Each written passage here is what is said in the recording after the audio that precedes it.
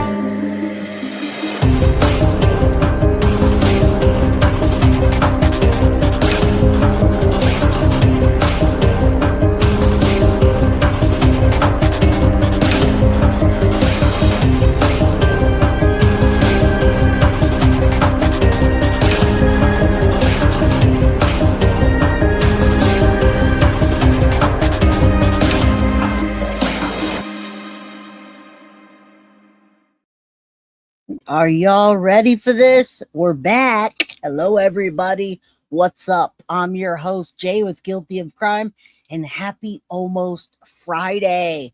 Guys, welcome. Come on in. Hit that like button if you're just rolling in. If you come in just to say hi, hit the like button on your way out. Subscribe if you haven't. Get a membership if you can. And yes, we're back. Let's roll. Guys, I'm glad to be covering this today because I follow the headlines when Chris Watts is in them. All right. So we used to do Watts Wednesday here, and today it's not Wednesday, it's Thursday, but we're covering Watts, Family Annihilator. Chris Watts is getting married 8 years later. Guys, why do so many women want him? What is it with women wanting incarcerated men? And then I'm going to insert some information in here that you're only going to get from me on my channel. Hey, the Real Sisters in Crime. And I got to tell you, I'm not interested in any other people, any other person that's dating in prison. I don't want any of that with the drama. But today, we're not only talking about who Lizzie Watts is and who's marrying Chris Watts, but why and the psychology behind why women want to be with somebody like that annihilated their family, that committed crimes, that took Maddie's life.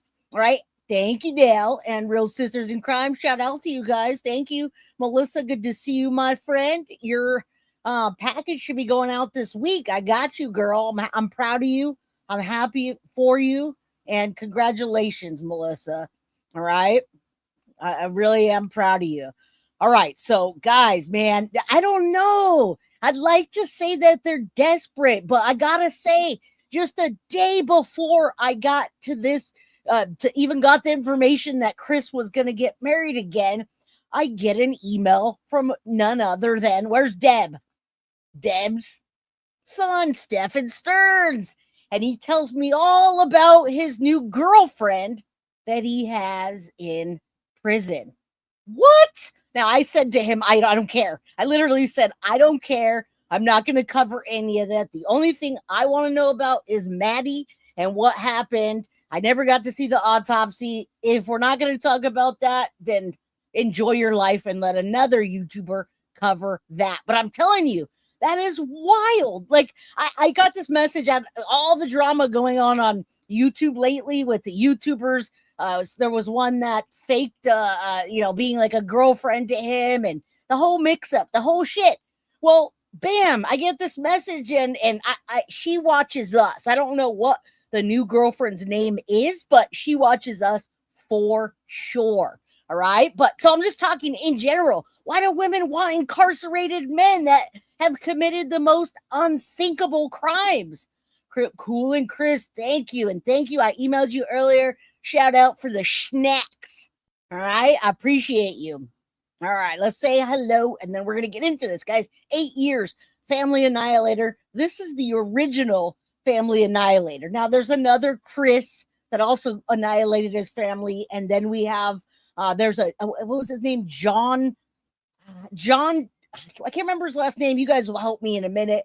Sadie's mama, who's that John guy that originally back in the late 80s killed his whole family, walked away from the house and created a new identity. Now that is the original family annihilator, but when this came in, it drew my attention. Yeah, her name is Lizzie Henderson, but what I'm talking about is I have an interest in family annihilators. I have a huge interest in family. John List, thank you. All right, Shadow Lion, thank you. Channel 53, thank you. Guys, I don't know what my fascination is with family annihilation, but since John List's case and then Chris Watts, I have been trying to study these people and why they do so. And guys, almost once a week now, and I'm not being dramatic, I see a case on YouTube or in my local news station that is a family annihilator. All right, so either the man killed his kids and the wife and then himself, or the woman killed herself and the man and the kids. Guys, it's happening again and again. And it used to be this rare thing that, hey, guys, you remember that case that we remember that family annihilator? Well, now there's a bunch of family annihilators. There's Tony Todd, John List. There's another Chris. It's the other Chris Watts that annihilated his family. Anyway, I've got a whole playlist, not only for family annihilators, but for Chris Watts. So, guys, let's get into it. 8 years later, he is getting married to this woman that's visited him over 20 times. Her name is Lizzie Watts. Now, I'm going to give you what her real name is. I'm going to read all that. We're going to do all the stuff that we do. Okay? I just want to put that up there for a moment so you can see. Now, Chris Watts, if you don't know anything about this case, thank you, Cal. I will think so. All right, guys, let's get going. I got my goal up. I will gift memberships when we get to it. You guys know we're going to be here for at least 2 hours. I put an episode together for you today. You won't be disappointed today, all right? Even if we only have 200 people or 100 people or 63 people in chat, y'all will be like, you guys missed it. That's your bad. Go rewatch it. All right, because this is a crazy case. And this is where a lot of YouTubers started. Guys, this is 8 years ago. Think about YouTube 8 years ago, or the lack thereof. All right. I'm getting myself all worked up. Edith, how you doing? Marie Joy's in the house. Shadow. Sadie's mama, always hug.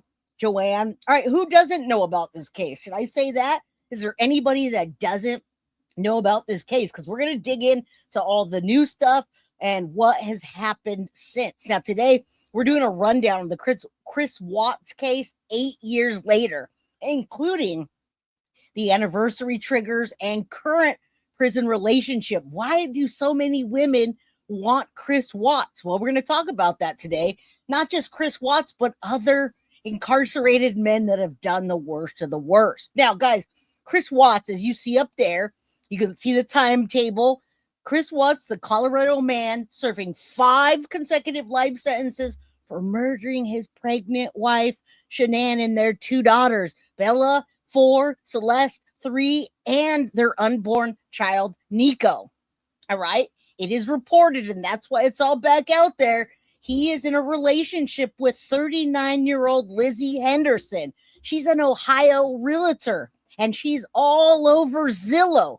Don't go harass her, but I'm going to tell you, all right? The story broke by the Daily Mail on August 10th, and since has gone to New York Post, People, AOL. I mean, I've got all the headlines, guys. All right? So that's what we're talking about today. We're going to dive into what happened or what's happening now, but I can't do this without telling you what happened back then. So we're going to do a lot of this and that and this and that. All right.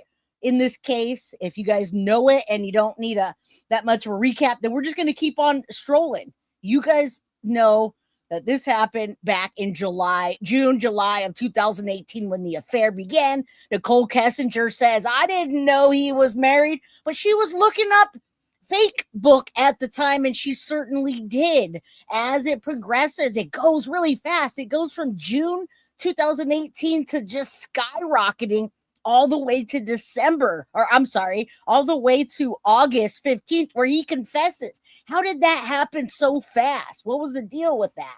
All right. So from 2018 to we're in 2026. His relationship started with Lee Henderson, and that started years ago. We didn't know about it. She's visited 23 times in the last 15 months and about 3 hours a visit, which we're going to get it all into. You can see her there on the screen. She is a realtor and she has a Zillow account. And again, I ask you the same question. What makes a woman want to marry a man that took the life of his pregnant wife and his own 2 little girls in the way that he did, by the way? Because I'm going to correct the situation today. If you guys thought that his original story was what he stood on, it's not. There was a jailhouse confession later on, and in that confession, he tells the true story behind who killed those kids. At first, it was blamed on his wife, back and forth. Now, guys, just 2 years ago, he said the Jezebel's fault. It's the Jezebel's fault. He's blaming Nicole Kessinger. All right. So thank you so much, Michelle, for gifting a membership. If you received that membership, guys, please thank her. All right. You think he had several mistresses? Yeah. I heard that he had he did a dating account. One lady said that they had an affair in the parking lot of a Chick-fil-A or one of those restaurants. All right. Wild. Dale's jamming. Cool and crisp, my girl, KCC. Okay, so look, the grave of Shanann Watts and her children, Bella, Cece, and Nico. That's the family that he annihilated. Guys, I also do not put up with, put up with victim blaming. So I'm going to give you one warning if I hear anyone trash talking Shanann or the victims at all. Okay, I'm just not going to go there. They didn't do it. I know there's some contention between why and what and Shanann's personality, but that's not what we're looking at today. And I certainly will be quick to boot you if you guys start doing that. And if you do, it's somebody that's just messing with me and being a troll, because y'all respect chat. All right. So guys, this is crazy. Look, now he applied for an approval, and Wisconsin requires the warden to sign off with strict criteria. Also, guys, no conjugal visits are allowed in Wisconsin, and inmates get 10 seconds of contact at the end of a visit so they can hug or touch or boop, whatever. Okay. So listen, the secretly remarried message that we're going to get into today came out from a TikToker, as a matter of fact, named Lisa Johnson. She was there. She was visiting when she saw Chris Watts smooching the girl. All right. Yeah. Timeout. No questions. Just give them a quick timeout if someone's trash talking the victims. We don't play that. All right. So listen, Lisa went to the Daily Mail, and this is how it came about. All right. So listen, in her own quote, she says, he knows how I feel. I don't know all the people involved, but I would want to respect them. Now we're talking about this Lizzie Henderson, and in the headlines, you see plans to marry, or some of the headlines say married. Okay. So this is a pen pal relationship with a lifer who annihilated his family, and he now claims that religion is what gets him through. All right. Now, he told the police originally that he killed his wife and she killed the daughters. But what really happened was he annihilated the whole family to start a new life with Nicole Kessinger.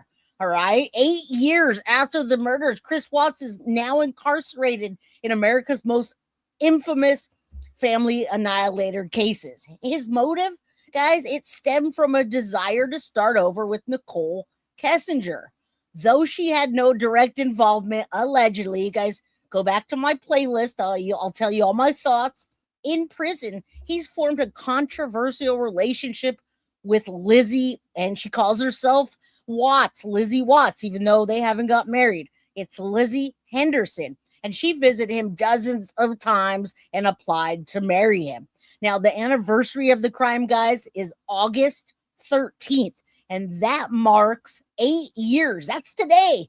That's today, guys. Anniversary of the murders, August 13th, 2018. That's the day Chris Watts annihilated the whole family and then put his daughters in an oil tank in an 8-inch oil tank by shoving them down and burying Shanann in a shallow grave. All right.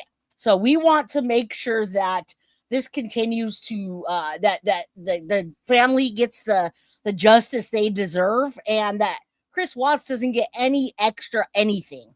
All right. So I went through that one. We want justice for them. Here's your timeline, 8 years today. And then there's your happy couple. How do you guys feel about that couple? Anybody? Well, listen, guys, Watts strangled his wife first and foremost when she came back from a business trip in the early morning. He then smothered his 2 daughters and disposed of all 3 bodies at Anadarko Petroleum, where he worked. He initially appeared on TV pleading for their safe return. You guys might know that. I have it queued up for today. All right. On November 19th, 2018, Watts was sentenced to 5 life sentences without parole. He pled guilty to avoid the death penalty. All right. Now, guys, in the months before the murders, Watts began an affair with his coworker, Nicole Kessinger, who worked in the environmental department at Anadarko. He did tell Kessinger he was separated and nearly divorced. And Shanann discovered that his emotional distance and texting friends had changed. All right. Investigators concluded that Watts killed his family to pursue a life with Kessinger and escape his marriage responsibilities. Nicole Kessinger, it's still iffy if she cooperated. Some say she was there the morning that he took the bodies out, the morning that he took their life. As a matter of fact, there's a ping from her cell phone at 6:30 that morning that says she was there. I don't know why we haven't done anything further, but she stated she believed Watts was divorced and she had no involvement in taking their lives. Now, her relationship with Chris Watts is a key factor in the motive for the crime. All right. So let's continue. Let me do this real quick. Let me throw this dude up here. Check her out, thinking she's all cute and stuff. Cool and Krish got the snacks. Clar. We got Clar in the house. Hello, my friend. Big hugs. I'm glad you're here. You guys, the old crew is here. The ones that we used to do Watts Wednesdays. Every Wednesday, we do something Watts. All right. Okay, let's continue. All right. So that is the little thing, his boothing that thinks it's going to be all fine and dandy with Chris Watts. All right. So, guys, buckle up, buckle in. We're going to be here for a while. I know this case almost like the back of my hand, and only on a level of personal interest in family annihilators. First story, why we started covering it. Well, Chris Watts, coming up on the anniversary where he killed his wife and 2 children, an unborn child, has decided it's time to move on, and he's getting married. Please meet not only one of the most notorious killers in America, he now has a new wife. So it is being reported that Chris Watts is in a relationship with a 39-year-old realtor who relocated from Ohio to Wisconsin. I'm just not seeing I'm not seeing anything in this situation. I can't fathom what's happening here. I'd like to think this will impact her. I think so. Listen, Channel 53, I've already seen people going onto her Zillow account to trash talk her. So can you imagine now she's going to try to sell a house and someone's going to say, hell no, I'm not buying a house from you. You're marrying Chris Watts. And to be closer to his cell at the Dodge Correctional Institution. Henderson and Watts have applied to marry with the prison system, and that she has already begun by going by Lizzie Watts. I guess you're holding yourself out as, common law married. Anyway, Henderson is already behaving like she is a married woman. Now, the pair have also apparently become increasingly physical, with prison visit logs showing Henderson is a frequent visitor at the maximum security. And guys, they do make out with each other and they do anything they can for that physical touch. That is how we got in this predicament with TikToker Lisa Johnson going to the Daily Mail and giving them the scoop. Now, every time Chris Watts gets into the headlines, I cover it because Shanann Bella, Cece, and Nico, they need us to remember that Chris Watts shouldn't be out there getting married. He should be on death row. All right. Rose, thank you so much. Thank you. You're welcome. All right. Kiki's in the house. Security prison. And during one visit back in August of last year, an eyewitness apparently reported them engaged in a pretty steamy makeout session just one day after the 7th anniversary of the gruesome killings. So now, for those who don't recall, Watts was handed multiple life sentences for the August 13th, 2018 murders of his wife, Shanann, who was 34 at the time, who was 15 weeks pregnant with their son, and their 2 daughters, Bella, who was only 4, and Celeste, age 3. You know, he said he felt trapped by marriage and the family and wanted a fresh start.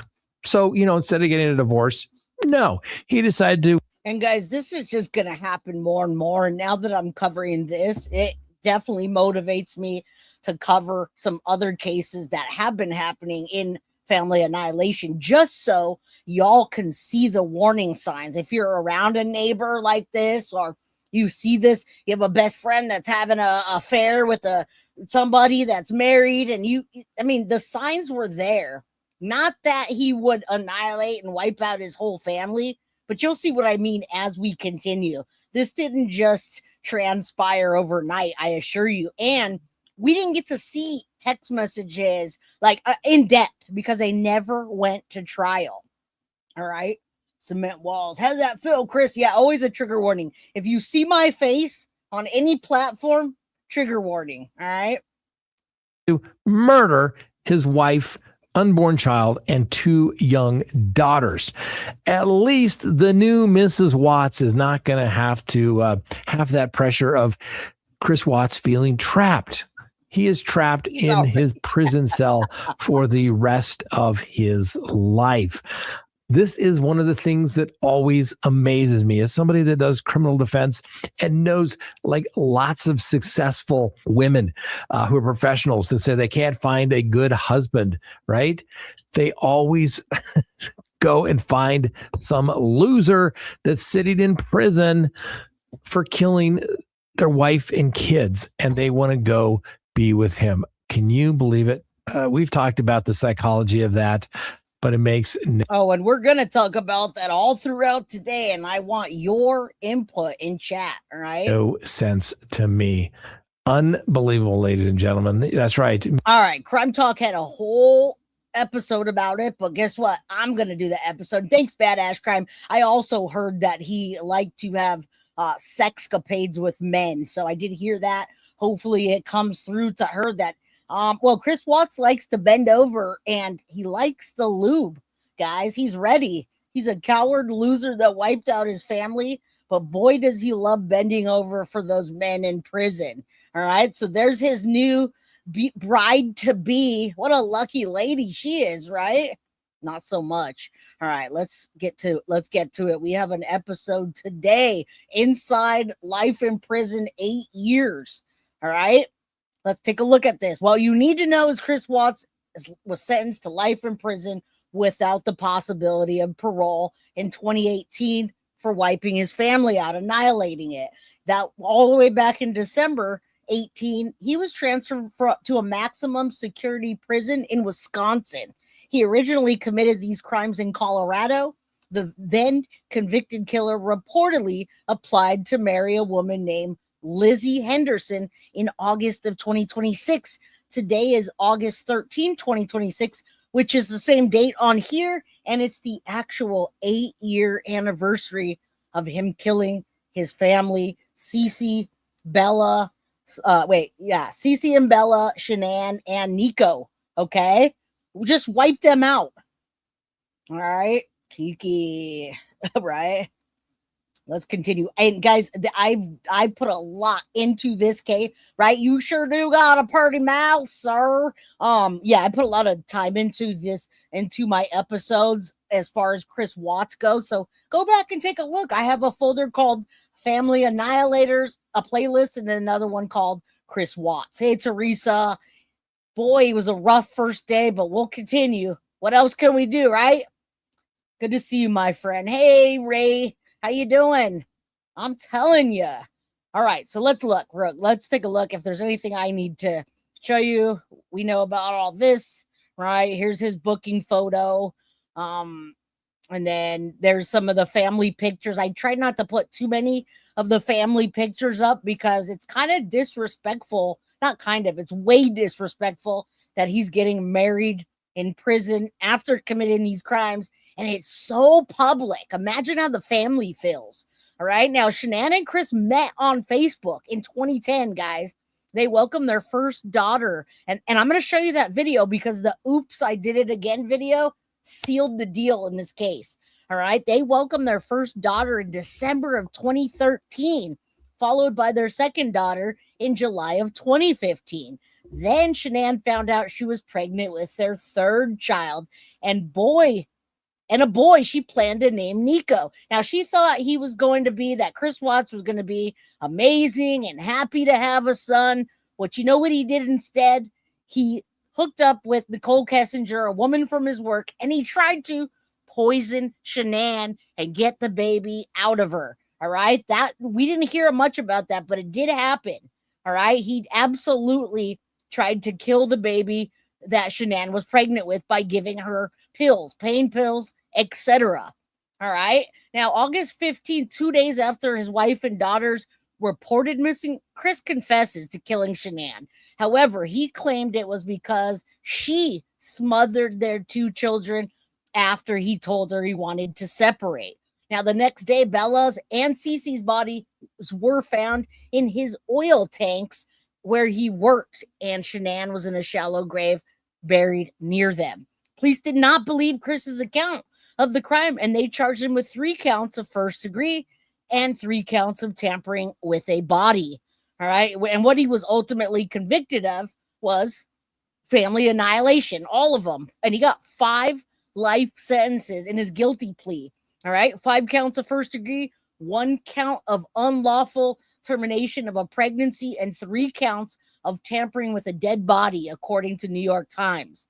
Now, Chris has received 5 life sentences, which includes 48 years of the unlawful termination of Shanann's pregnancy and 36 years for the disposal of her and the children's body. All right. The children were stuffed into an oil tank that were 8 inches in diameter. He literally pushed them down. He made their shoulders go in and their arms just, come out of the socket because he pushed them in there so hard. And by the time the first responders got the children, the skin was sloughing off.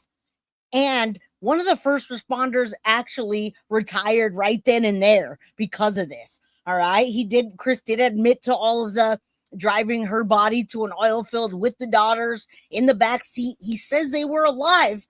He says they were alive all the way on the drive, and then he smothered them one by one. All right. According to the handwritten notes, August 2024, Chris allegedly described Shanann as a control freak. And this is where victim blaming comes in. All right. Kessinger said, was everything his wife, she was everything his wife wasn't. He also told his prison friend, the one that wrote a book, Dylan Tallman, that his mistress was the death of him. He also called her a Jezebel and said if it weren't for her trying to get sex all the time, he wouldn't have done that. She made him do it. God told him. God spoke to him. All right. Now, although he was convicted in Colorado, he was transferred to Dodge Correctional Institute. He is in a maximum security prison. I cannot for the life of me understand why he could be married, though. But it's true. Right. So unauthorized forms of communication. He's received 2 conduct reports. That's not that bad. One in 2020 for unauthorized forms of communication. This is 8 years, guys. And the other was in 2021 for disobeying orders and possession of miscellaneous contraband. All right.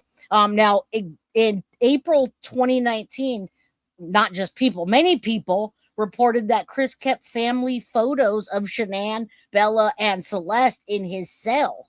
All right. People were pissed, and they prompted an online petition that garnered more than 20,000 signatures, urging officials to remove the photos.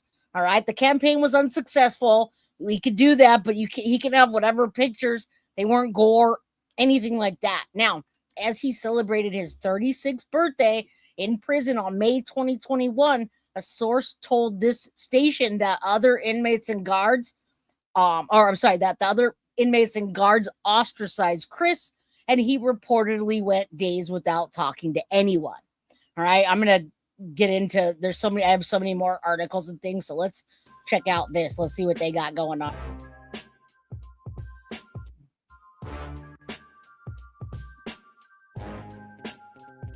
That's just gonna give you a recap real quick.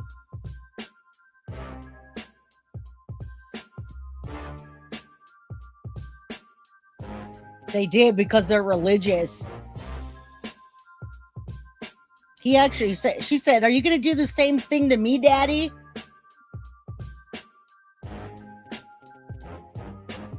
He says that he smothered his other daughter while she had watched the first one, and she said, "No, Daddy, are you going to do the same thing to me?" Guys, that's heartbreaking that he did that. All right. Dodge told reporters that he's received 2 conduct reports. We just saw that. I'm just kind of rolling through this. 2020, he was involved in the communicating of unauthorized transfer of property. All right. Foxy's in the house. Oh, God. You guys, I mean, there's hours and hours of coverage that I've covered with Deception Detective and so many others because this case is just, it's, there's people that are still on Watts Island because there was never a trial. So there's things that we don't know that we have to fill in the blanks for. All right. More than 20. Okay, so we just saw that. I just wanted you to see this loser of a man, this waste of a man, just what he did in court. All right. He really didn't have much emotion. There's a couple of tears, but I think it was mostly for himself and the fact that his parents were watching him be sentenced and have to hear about the things that he did to his family. All right. 2022, a woman sent him sexy pictures and added to the responded in their messages. Sexy pictures. In 2026, Watts reportedly applied to marry Lizzie Henderson while incarcerated. Now, their journey has been going for a couple of years, but they're ready to tie the knot. I don't know why. Don't ask me. Don't ask me, but we're going to get into it. All right. How's everybody doing? Come on in. Hit the like button, guys. All right. Take a look here. All right. X has a lot of good things on there. And this is about a 39-year-old realtor named Lizzie Henderson from Cleveland is reportedly using the name Lizzie Watts now.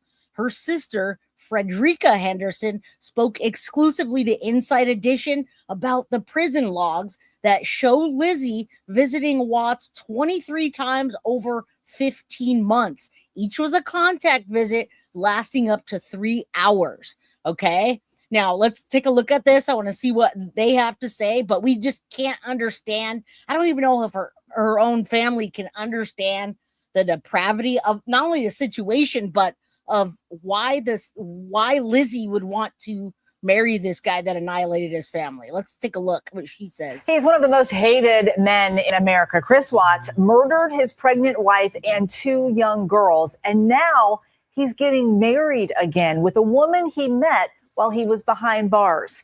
Justin Finch reports. Chris Watts, the monster who annihilated his family 8 years ago in one of the most cold-blooded crimes of the century, may be getting married behind bars. Who would want to be the wife of the despised Chris Watts? Apparently, this woman does. Her name is Lizzie Henderson. She's 39 years old and is a realtor from Cleveland. Luke Kenton, a Daily Mail senior reporter, broke the story. Relatives have told us that Lizzie... Now, don't worry. We've got her we've got her account, her social media accounts, and we've got the woman that saw them making out and reported the story to the Daily Mail. That's what kicked all this off, all right? Yes, thanks everyone for coming. BOLO means be on the lookout for whoever's missing, like Cool and Chris when she goes missing. Hey, Lori, Lola, good to see you. It's been a minute. I think I saw you the other day. All right. and Chris are going through the motions of applying to get permission to be married Right. behind bars. And to do that, they have to get permission from the warden and also meet a very strict kind of list of criteria first. So this could take some time. It could take some time. Henderson is reportedly already using the name Lizzie. Guys, I am not trying to be a jerk or like really funny about this, but I shit you not. It's funny that Jenny Lang says Lizzie gives me vibes like she's in a closet with candles, incantations and such. Because when I saw this first video, it actually came out by Plunder True Crime, who was sitting there with candles in this little area reporting on this. And I actually thought that was her. I can't see very well if I don't have my glasses on or if I'm too close and I can't see. And I looked and I was like, wait a minute, why is Plunder saying that she's marrying Chris Watts? What? Did anyone else see that? It's wild, right? Burning pieces of papers with the name of enemies. I had to do a triple take. It's not Plunder. Plunder did break the report, but this is the lucky woman that gets to marry Chris Watts, guys. Watts. Court records show a Lizzie Henderson applied for a confidential name change. Details of the case are sealed. Prison logs at the Dodge Correctional Facility in Wisconsin, where Watts is serving consecutive life sentences, show she visited Watts 23 times over 15 months. Each was a contact visit lasting up to 3 hours. The prison allows inmates to embrace and kiss their visitors at the start and end of their visits, but no excessive displays of affection are permitted. No conjugal visits allowed. The Daily Mail published these photos of Henderson, and look, she's already wearing a wedding ring. What do we know about how Lizzie and Chris even met? So this is a bit of a mystery at the moment. We did speak directly to Lizzie, and she said to us, quote, how we met is between Chris and I and God. The murders committed by 41-year-old Watts shocked America. He strangled his wife, Shanann, who was 15 weeks pregnant, and buried her in a shallow grave. He smothered his children, Bella and Cece, and dumped them in these oil tanks. The idea of certain women being attracted to notorious killers is a phenomenon called hybristophilia. Luigi Mangione, who was back in court today for a pretrial hearing, has a legion of supporters, some of whom... Oh, yeah, guys, there's so many women that want to marry this man right here. Again, guys, and I wasn't trying to say anything bad. Plunder was just... she came out with that and I looked up and I thought it was her. Now, listen, why do so many women want him, Chris Watts, guys? And I hate to even say this, but Stephen Stearns. Yes, Deb. Yes, I'm saying that. And by the way, let's clear this up. There's a bunch of stuff going on online that Deb Stearns is on my channel and she's creating my narrative for how I cover these cases. No, my friends. No. Love you, Deb, but no, we're not. I love all you guys, but I don't let anybody create my narrative. All right. There's that. All right. We're going to get into that too. I've got some other segment to talk to you about why women like to marry incarcerated men and ones that have committed the most heinous crimes. Write him romantic letters, but it's hard to see Chris Watts as husband material. Prison records show the items Chris Watts buys most from the commissary are large quantities of paper and stamps to maintain his correspondence with female admirers. All right. Well, we're going to be hearing some soon about other people that are, that's Deb is Stefan's mom. Yes. Whoever's saying that does. I know. It's just been going around and I'm like, that is such a bullshit. And I wanted to say it with Deb in chat because she knows that. I don't let anybody control my narrative. All right. So let's take a look at her. Let's take a look at Linux Kitty. And guys, somebody said that women like men incarcerated because they can't hurt them. But yeah, they can. I think she's going to get really hurt by Zillow, people attacking her. She's going to probably lose her position because nobody's going to want to buy any of that. Thank you, Clark. Absolute bullshit. We're all for Deb. She's a victim in the case too, but absolute, yeah, right. Control, Jay, right? Even my own wife doesn't control me, guys. So no, nobody, you guys can't even pay me to give a narrative. I say what I want to say and how I want to say it. All right. So we'll make that clear. Smash the like button. All right. Now this is Linux Kitty, guys. What in the frick? She looks like she's trying to be some emo goth freaking. And guys, she looks nothing like Shanann. I have no idea who said that, but she says, know thyself. Cleveland, Ohio. She has 1,700 followers, or she's following and 928 followers. Now, look at her posts. It's just nonsense, right? December 26, 2013. Guys, that's when that was when Chris Watts, I think it was Cece, right? The older one. That is the day, 2013. That's the year that one of his children were born. And she's talking about bombs and bullets, can't know hearts and dust. What? And then it goes back to April of 2019. She says the irrationality of what people say to confuse your own thought, to make you question yourself. Those who like to rule over others will not win. Well, lady, it seems like you're trying to rule over Chris Watts and steal the stage. All right. But you're stronger than they know, smarter than they give you credit for. And despite circumstance, you rise. And yes, free will is hers. And boy, is she choosing the wrong thing. Right. And on and on and on. 2019, life's unexpected turns. Take it one day at a time. Time is so very fleeting. Then why in the hell are you trying to marry Chris Watts? Right? Every day is a new day. It looks like she's talking to herself here, to be honest. Right? There she is again. Just the two of her. Oh, well. There she is. Just herself, and herself, and no one. That's crazy. I'm not going to read her nonsense, but it looks like she's talking to herself. All right, let's go to the woman that brought us on to this case, and then we'll get to the article that she's referring to. All right, take a look. This is Miss Lisa Johnson. This was posted yesterday as a follow-up to Chris Watts and Lizzie Watts' new relationship. Let's go. News outlet out there. All the new pictures of you that you're seeing, everything about the girl literally was talked about with me before it aired. That's because I saw them. I saw Lizzie I was the one that told the Daily Mail that Chris Watts has a new girlfriend. And it's all over every single news outlet out there. All the new pictures of you that you're seeing, everything about the girl literally was talked about with me before it aired. That's because I saw them. I saw Lizzie and Chris in the visiting room at Dodge Correctional Institution in Wisconsin. When I was in the visiting room with them, I made a whole video about this. There's people that are denying it. There's people that told me I was so crazy and that did not happen. I'm making up stories. I did it for clout and all these things. No, I was sharing information with the world that they wanted to know. And I don't believe that Watts deserves privacy. I really don't. So I told people. When I made the video about it, Daily Mail reached out to me and they were like, can we do an interview with you? I'm on their podcast. I'm in the article. If you read down in the article, there's a picture of me in there. I met the people from the Daily Mail.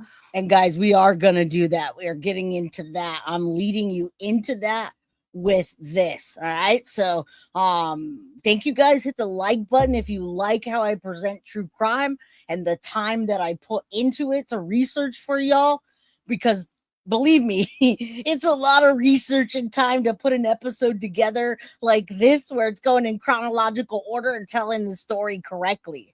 All right. So if you like the way I do it, hit the like button for me. Get a membership, gift one, goes up. The person that wrote it, her name was Ruth, and the photographer, his name was Nate. I met them. They took my picture. They came to my hometown. The pictures of Lizzie at the supermarket were done the same day that they took the picture of me. We talked. And we had a great time. They are great people.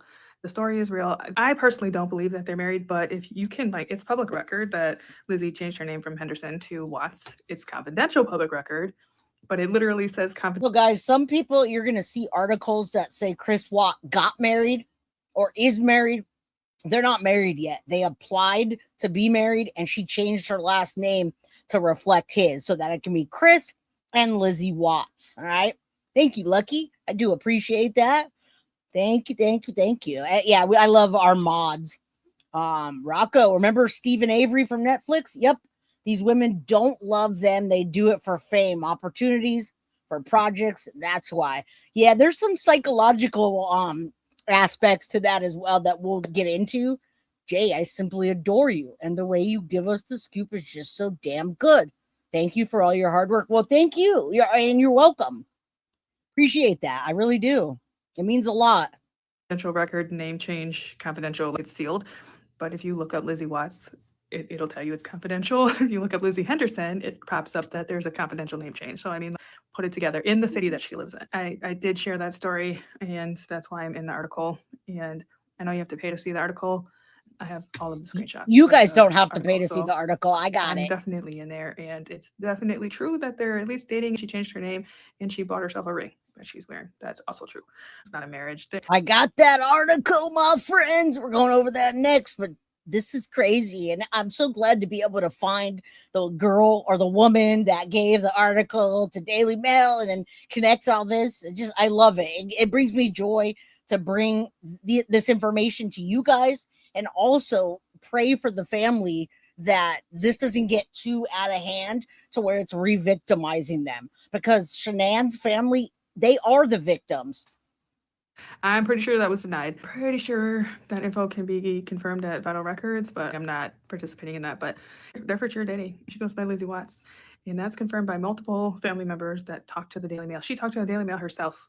The pictures that are floating around, I participated in that. So that story is real.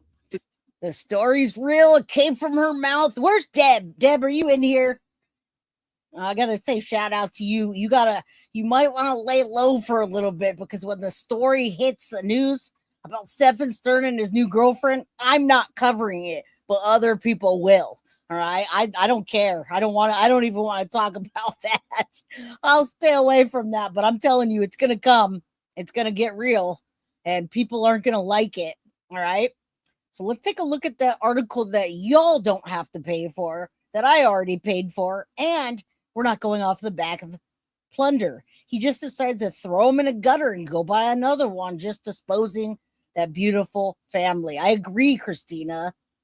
Right? Desperate morons. I love you guys. You're amazing. Hey, this is not California. This is Wisconsin, but I don't know about California. Does anyone else know about California? Wisconsin, there's absolutely no conjugal visits. Hey, Midnight Lace. Chris Watts is getting married. Let's get into it. You got here perfect timing. And Doris, good to see you. Deb, my girl. And you know, Deb, that all those messages are being FOIA'd, and they're going to be out real soon. Stefan sent a pretty long message to me about his new girlfriend and whatever. And I said, I'm not covering that, but I just want to let you know it's going to be out soon. All right, Deb, just so you know, just duck and cover, right? Oh my God, Nicole Kessinger. We're going to get into how she feels. We don't really care how she feels, but we're going to take a look at her role in this and how big of a part she actually played. Okay, guys, here is today's August 13th. I've done everything up till August 13th, but this article came out on August 10th. All right, and y'all don't have to pay for it because I did. Family Annihilator, Chris Watts, secret prison marriage, photos of smitten new wife, Lizzie Watts, sick, lustful acts on anniversary of murders, and her extraordinary insult. Guys, today is the 8-year anniversary of the death of Chris Watts' family, okay? Shanann, Cece, Bella, and Nico. All right? I love it. Yes. Skanky empanada. That is what we call Nicole Kessinger. Yeah, of course. That's my whole thing. Of course, when someone's in prison, they're not going to be looking for a girlfriend. They can't reach out. They can't sit there through pictures and swipe right. I don't either. But Deb, we are delving into that today. Why so many women want to date men that commit the most heinous crimes. All right. So I'm just giving you a heads up. That shit's going to come out fast. And I don't want you to get caught up in that. All right. Right. Yes. And yes. Yes, Foxy. Yes. We're going to say that because I've been very nice about allegedly unimportant and the trash that I've been hearing about myself. All right. But that's beside the point. It doesn't matter. All right. Let's continue. Okay. So look, Chris Watts is one of America's most notorious killers, serving life in prison for the brutal of his pregnant wife and 2 daughters. But 8 years after this horrific crime, Chris Watts has embarked on a startling new romance from behind bars. Now, the Daily Mail can exclusively reveal that Watts, 41 years old, is in a relationship with 39-year-old realtor who relocated from Ohio to Wisconsin to be closer to his cell at the Dodge Correctional Institute in Waupun, however you say that. All right. So I guess maybe that's it. I don't know. Now, her relatives say Lizzie Henderson and Chris Watts, they have applied to marry within the prison system, and she's already begun going by Lizzie Watts. You see that? She's out there. Look, she's out there sporting her ring like she's a hot little thing, hot commodity, right? So you can see, we'll see the photos in a bit. She's also behaving like a married woman. What does that mean? Well, photos taken by Daily Mail this week show her proudly wearing rings on her wedding finger, while sealed court records show she has filed an application to legally change her name. The pair have also become increasingly physical, with prison visit logs showing Henderson, she's a frequent visitor in that maximum security prison. Now, during one visit in August of 2025, last year, an eyewitness, Lisa Johnson from TikTok, told Daily Mail she watched them engage in a steamy makeout session just one day after the 7th anniversary of the gruesome killings. All right, guys. I mean, that's just that alone should be against the law. So there she is going to visit Chris Watts. She's got to take her bag in and her things, and they're going to check it and search her. And there's that ring that she must have bought for herself, right? She had to have bought that for herself. You guys should be mad. She must not be a good realtor. This is going to be an end of her career. I'm telling you, Crazy Jane, you're not lying. You are not lying. No, of course not. Not to go off topic. David not better get special. Oh, David will. But David likes men too, so he'll probably be fine in his cell. Chris Watts likes men too, so who knows? Yeah, in a relationship, you call that a relationship?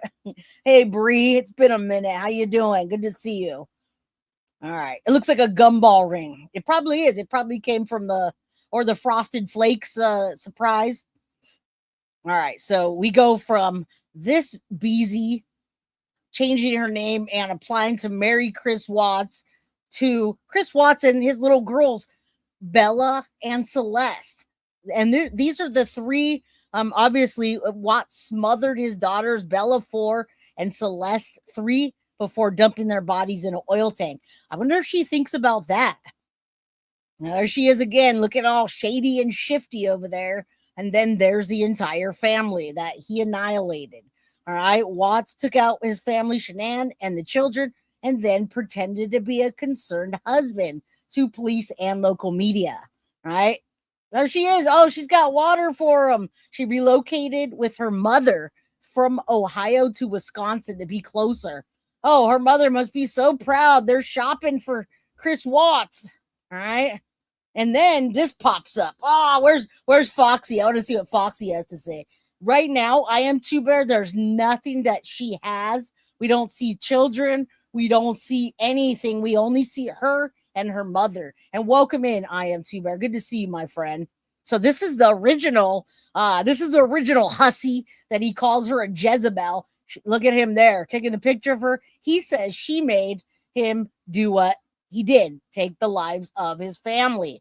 Now, this is Lisa Johnson. We just saw her on TikTok, and she's the one that saw them kissing in an embrace during a 2025 visit last year on year 7 of their anniversary. Okay, the anniversary of their death. All right, I don't know what she's smiling about, but she probably won't be smiling too long. Now, Watts was handed 5 life sentences on August 13th, 2018. We went over that. He told police that he felt trapped by his marriage and family and wanted a new start. He wanted to start a life with a colleague with whom he was having an affair. All right. that need for female attention has continued behind bars, with Watts cultivating a string of admirers and pen pal girlfriends over the years. But this relationship, or his relationship with Henderson or Lizzie, it's gone to another level. All right. When contacted by Daily Mail, Henderson or Lizzie spoke in a scattered manner, and her responses were often disjointed. All right. She confirmed that she was in a relationship with Watts, and she admitted that it could be perceived as weird. On how they met, she said, how things began is between me, him, and God. All right. When asked about the Watts crimes, Lizzie responded, how I feel about it, he knows how I feel. She continued, I don't know all the people involved, but I want to respect them. Well, you're not respecting them by doing this. Lizzie then describes the killings as something harsh for anyone to experience, seeming to downplay the extraordinary brutality of what Watts did to his family. Now, Lizzie and Chris, their relationship is only the latest secret romance uncovered by the Daily Mail, and it coincides with this 8-year anniversary of the annihilation of his family. Now, last month, in a major sit-down interview, a woman named Amanda McMahon, who claimed to have an affair with Chris Watts in 2017 and 2018, she shared new details about the killer's dad's disturbing behavior in the months before he annihilated his family. Okay, he was having other affairs allegedly, and there's his family again. Now, guys, during the early morning of August 13th, Watts strangled his pregnant wife at their home in Frederick, Colorado, after they had sex. She had just gotten home from a work trip. They had sex, and he strangled her. He then drove, and this is what he says. He says he drove Bella, or Bells, and Celeste, Cece, an hour outside of town to Anadarko Petroleum. They don't even have that. They don't own that anymore. That name is gone after all this. All right. He drove for over an hour with his daughters, seated mere inches from their mother's body, which was already, oh no, how did this go off? Okay, sorry. It blacked out for a second. Am I there? So her body she was already gone. He had already strangled her. Okay. Let's take a look. Let me get back to this. Okay, so he smothered the girls with their blankets before discarding their bodies in oil wells. After repeatedly lying about what happened to the family, he finally pled guilty and was sentenced to 5 consecutive life sentences without parole. Now, the experienced Colorado judge who sentenced Watts described his families as the most brutal and inhumane he had ever seen. And this was me at the time as well. I have been fascinated by family annihilators because I can't understand at all any of this. So I'm trying to understand or see the signs, and there's not that many. But here it says his twisted past has not driven Lizzie away. Lizzie visited 23 times. This says 20, but I got it there. 23 times of the prison logs obtained by Daily Mail. She also spent Christmas Day with him in 2024. Now, during one visit last summer, she was seen making out with Watts, according to Lisa Johnson, who was visiting a facility. She was visiting a loved one at the facility, and she says, no, I was not visiting Chris Watts. I don't want anything to do with him, but I am telling you what's going on. Now, she already knew about Watts after watching the documentary, the Netflix documentary, American Murder, The Family Next Door, and she immediately recognized him, which we all do. She says, I was shocked. I was absolutely shocked to see him. Johnson, 39, told the Daily Mail. She said Watts was clutching a Bible as he and Henderson talked just feet away from her.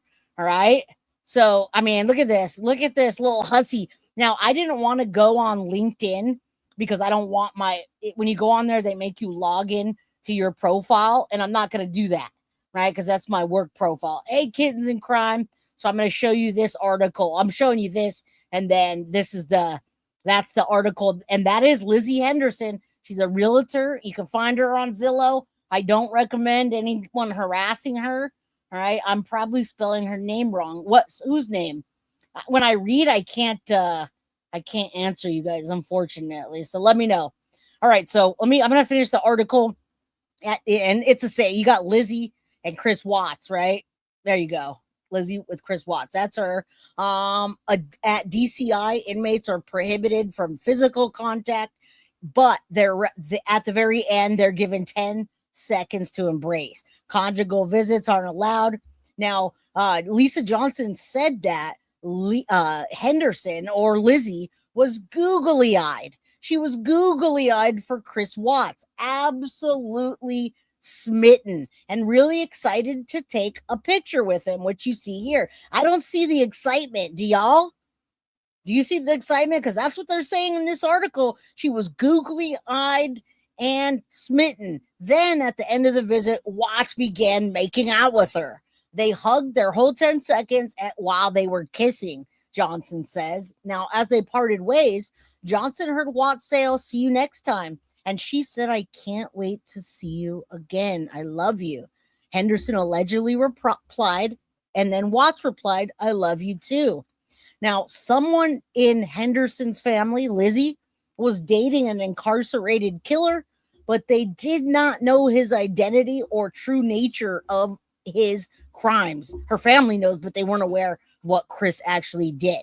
So she told me that he was serving time for committing a murder, but she made it seem like the person that he killed stole something or did something wrong to him, said her brother. Now, her brother, Johnny Henderson, 43, is speaking out. He is incarcerated in Ohio for SA. Now, when the Daily Mail informed Johnny, her brother, that's incarcerated in Ohio, about his sister and her seeing or marrying or dating Chris Watts, he literally said, "Oh shit." He said that after a brief pause. He says, "I'm shocked. That is kind of bad. It is kind of messed up, but it's more shocking." Now, others in the family claimed they have already known. The mom, we saw her mom with her trying to get groceries or whatever the hell. All right. And then Henderson, Lizzie's stepfather, said he knew about their relationship and revealed that they openly discussed marriage. So, guys, all the family knows about it now, and they're discussing it. And the articles are coming out, and they're being put on the spot for interviews. All right, they look at the happy couple. Give a warm welcome to the happy couple over there. Don't they look happy? Doesn't she look smitten? Thank you, DB Bentley. Look at that, showing out for us here. Thank you for the $9.99 super chat. I appreciate that, and it helps so much towards our goal. Thank you. All right, shout out, you guys. Shout out to DB Bentley. All right, let's look at the happy couple. So her stepfather said that he knew about the relationship and he knew they were discussing marriage. All right. Also, her stepfather's, who is no longer married to Lizzie's mother, claimed that a marriage had been requested and submitted to prison officials. Incarcerated individuals in Wisconsin, they can submit requests to marry, but they must meet strict criteria and they got to receive a formal approval from the warden. Now, while the couple navigates that process, Lizzie has already been taking steps to make Watts her own name. She's Lizzie Watts. Sealed court records show that Lizzie applied for a name change in September of 2025, guys. This was almost a year ago that she applied to change her name. She also says that she's wearing the Watts name proudly. All right. Her brother said that he communicates with her on the app Getting Out, where her contact names appears as Lizzie Watts. Right.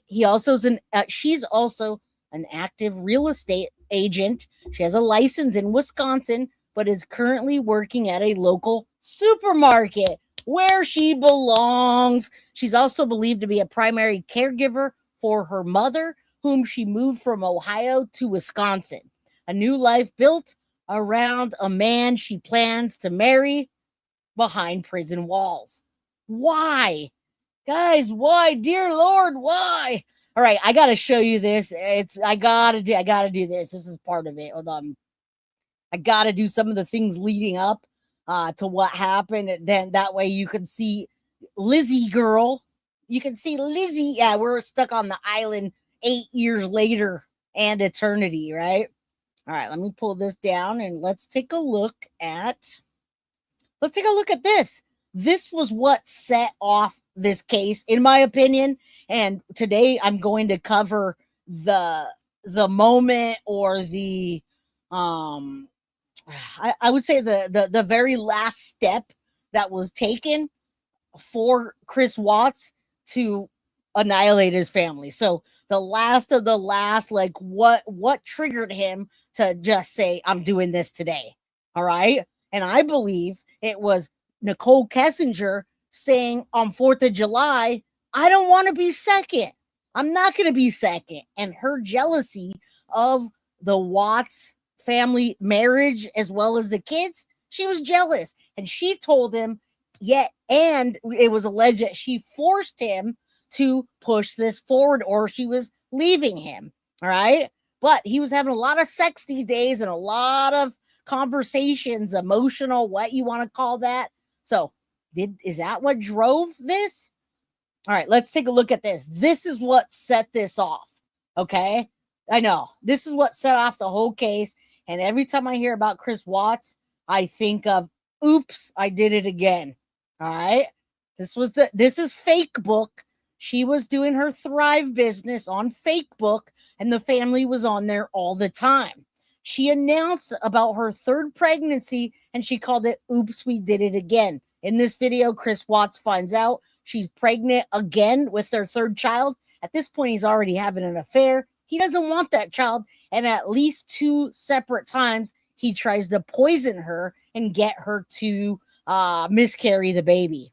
All right. He even sent some nasty picture that he sent her a picture of like a child on the looking like they're dead on the couch and covered up. Does anyone remember that?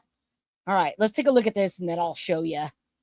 That was a big moment when he did that too. That's a huge point of contention.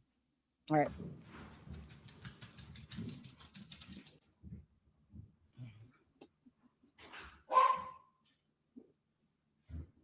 Mm-hmm. Let's see.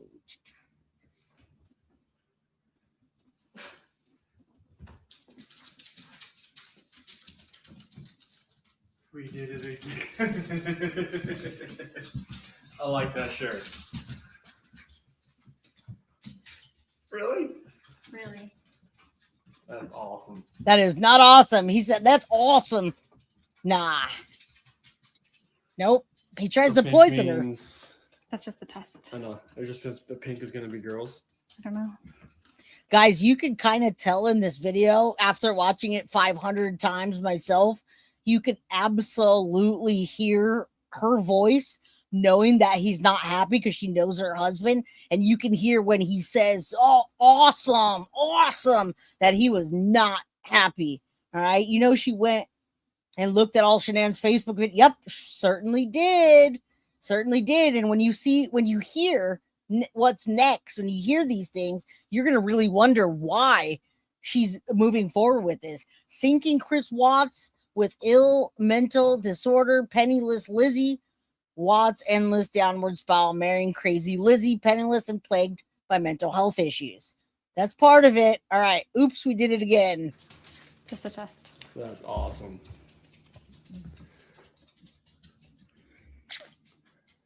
That is not awesome, buddy. Tell the truth. Guess when you want to, it happens. And then after that, he takes their lives. All right. 8 years after Chris Watts killed his pregnant wife and daughters, he's reported. Sorry. Okay. So that was the oops, I did it again video. All right. But I need you guys to hear this. I'm going to play the prison audio that reveals the details about how he actually killed his wife and daughters. Okay. Now this didn't come out for what, a year or two after everything was said and done, he was still trying to play the victim that his wife had struggled or strangled the children, and he came in and saved the day. Right. So I just want you to hear what this Lizzie Watts is getting into with this marriage in this case, who she's marrying. Things are really hard to listen to and absolutely trigger warning, guys. Yeah, and Steve, we want to warn that the account of these killings is difficult to hear. We are not going to share everything. Watts only opened up knowing that this case is closed. He originally gave police a totally different story, and it was only for a short amount of time in that 5-hour interview that he became emotional. Chris Watts' voice started cracking when he talked about his 4-year-old daughter's final words. Trust me, I hear that every day when fellows talking to me at the site. What do you mean? When she said, Daddy, no. The Fayetteville native says the murderous rampage, where he killed his entire family and unborn son, started in the master bedroom. His pregnant wife, Shanann, bringing up the affair he was having. She threatened to take away the kids, and he responded by physically silencing her. I don't even know what kind of force I was putting on her neck. After, Watts says the eldest child, Bella, walked into the room. She had her open blanket with it. She's like, what's wrong? Mommy? Watts says the child was following him around the house as he was dragging Shanann's body into his pickup truck. He also placed Bella and 3-year-old Cece in the vehicle. He drove them to his job site and killed the girls. The interview was conducted 2 months after Watts pleaded guilty to the murders. He was sentenced to life in prison.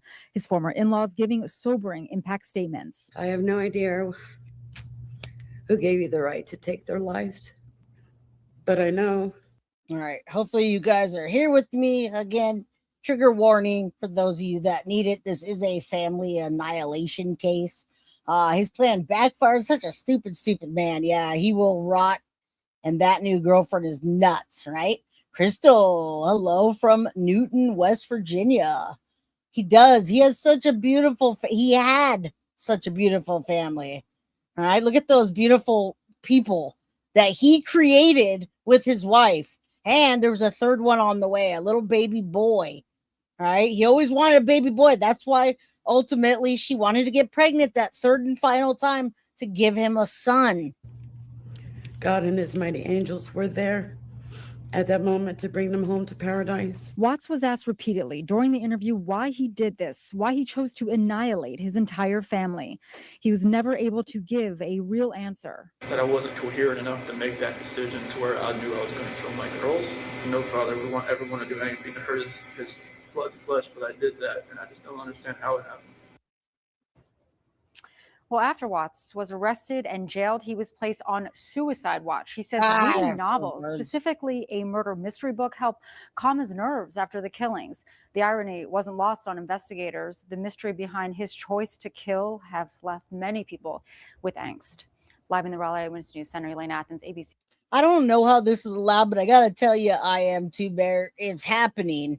All right. This is real. When you see that Lizzie Henderson, Lizzie Watts changed her name and applied, she applied for this September 12th or 13th of 2025.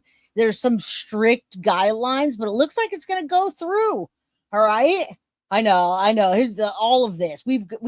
This is probably like my 50th episode on this case regarding Chris Watts, and particularly with Nicole Kessinger being a huge villain in this. And now we've got this woman. And guys, today is 8 years on the dot, on the day that he annihilated his family. 8 years today. He did that August 13th of what's 8 years ago? 2018. Hey, Cheeto, the Magnificent. I know. Why? Where are your wedding dresses? Last time we saw Nicole Kessinger, she was at was it a funeral she was at? Right? Krista. All right. So that is happening. I don't know why it's allowed. I feel like it's a smack in the face. But let's take a look real quick about why women marry men behind bars. We've got a couple of really good segments to talk about that, and the fact that the family annihilator Chris Watts is seeking to even do this, to even marry this woman. Oh, I also want to show you the picture. This was one of the pivotal red flags in this case. Let me show you. All files. This one. Did you guys remember this one? He texted Shanann. And guys, I do not know the entire context of this. I didn't find out. I didn't see this or anything until way after. Why did he do that? Why did he send that? That was a text message he sent to Shanann. And now they say in hindsight, this was foreshadowing what he was going to do to her and the children. Now, he actually threw her in a very shallow grave with a sheet on top, and it just like kind of blew away. All right. So, right. What exactly? Imagine how her parents feel. I know, on the anniversary of the day he murdered them, and they're doing this, and they're all over. They're on New York Post, People Magazine, Daily Mail, TikTok, X, right? They're everywhere. And it should, because what is the context of that? All right, I want you, you don't see why anyone would want to do anything with the monsters. I don't either. And that's why we're here, because I just can't comprehend that. But let's take a look. Let's listen a little bit. Let's go a little bit further on why women marry men behind bars. Got about a 5-minute video and discussion, and then we'll continue. Times in recent history, but that hasn't stopped some notorious killers from finding love and tying the knot behind bars. Joining us now to discuss the brides who have said I do to some of the worst is legal analyst Jonna Spilborn. Jonna, thank you so much for being with us. Thank you for having me. So let's start with Carol Ann Boone, who married infamous serial killer Ted Bundy and claims she gave birth to his child. What can you tell us about that? All right, so Carol Ann Boone did not fall in love lightly. She fell hard. She started corresponding with probably the most infamous serial killer of our time back in the 70s, and then quickly moved herself to Florida. Right. So we were talking about this earlier when I said women do this often. They like men incarcerated that have committed the worst of the worst. Okay. So that's what we're talking about. Someone actually said Ted Bundy earlier. The Menendez brothers are married in prison as well. Dale, thank you so much. Good night. Prayers to you, Dale. I hope that you have a good work morning when you get up at 4 a.m. That's like in the middle of my REM sleep. So good luck. Thank you. I appreciate the $5 super chat. All right. Dylan Tallman. Yep. We listen, Lucky, I've covered the crap out of this case. It's wild how much, and every time there's a headline, and yeah, I covered the Dylan Tomlin book that he wrote, and a lot of things that he's told us about Chris Watts being his cellmate. So yeah, I have a playlist. I think I already dropped it in the description, but if y'all want to go check out the playlist, there is a lot of videos on the Chris Watts case.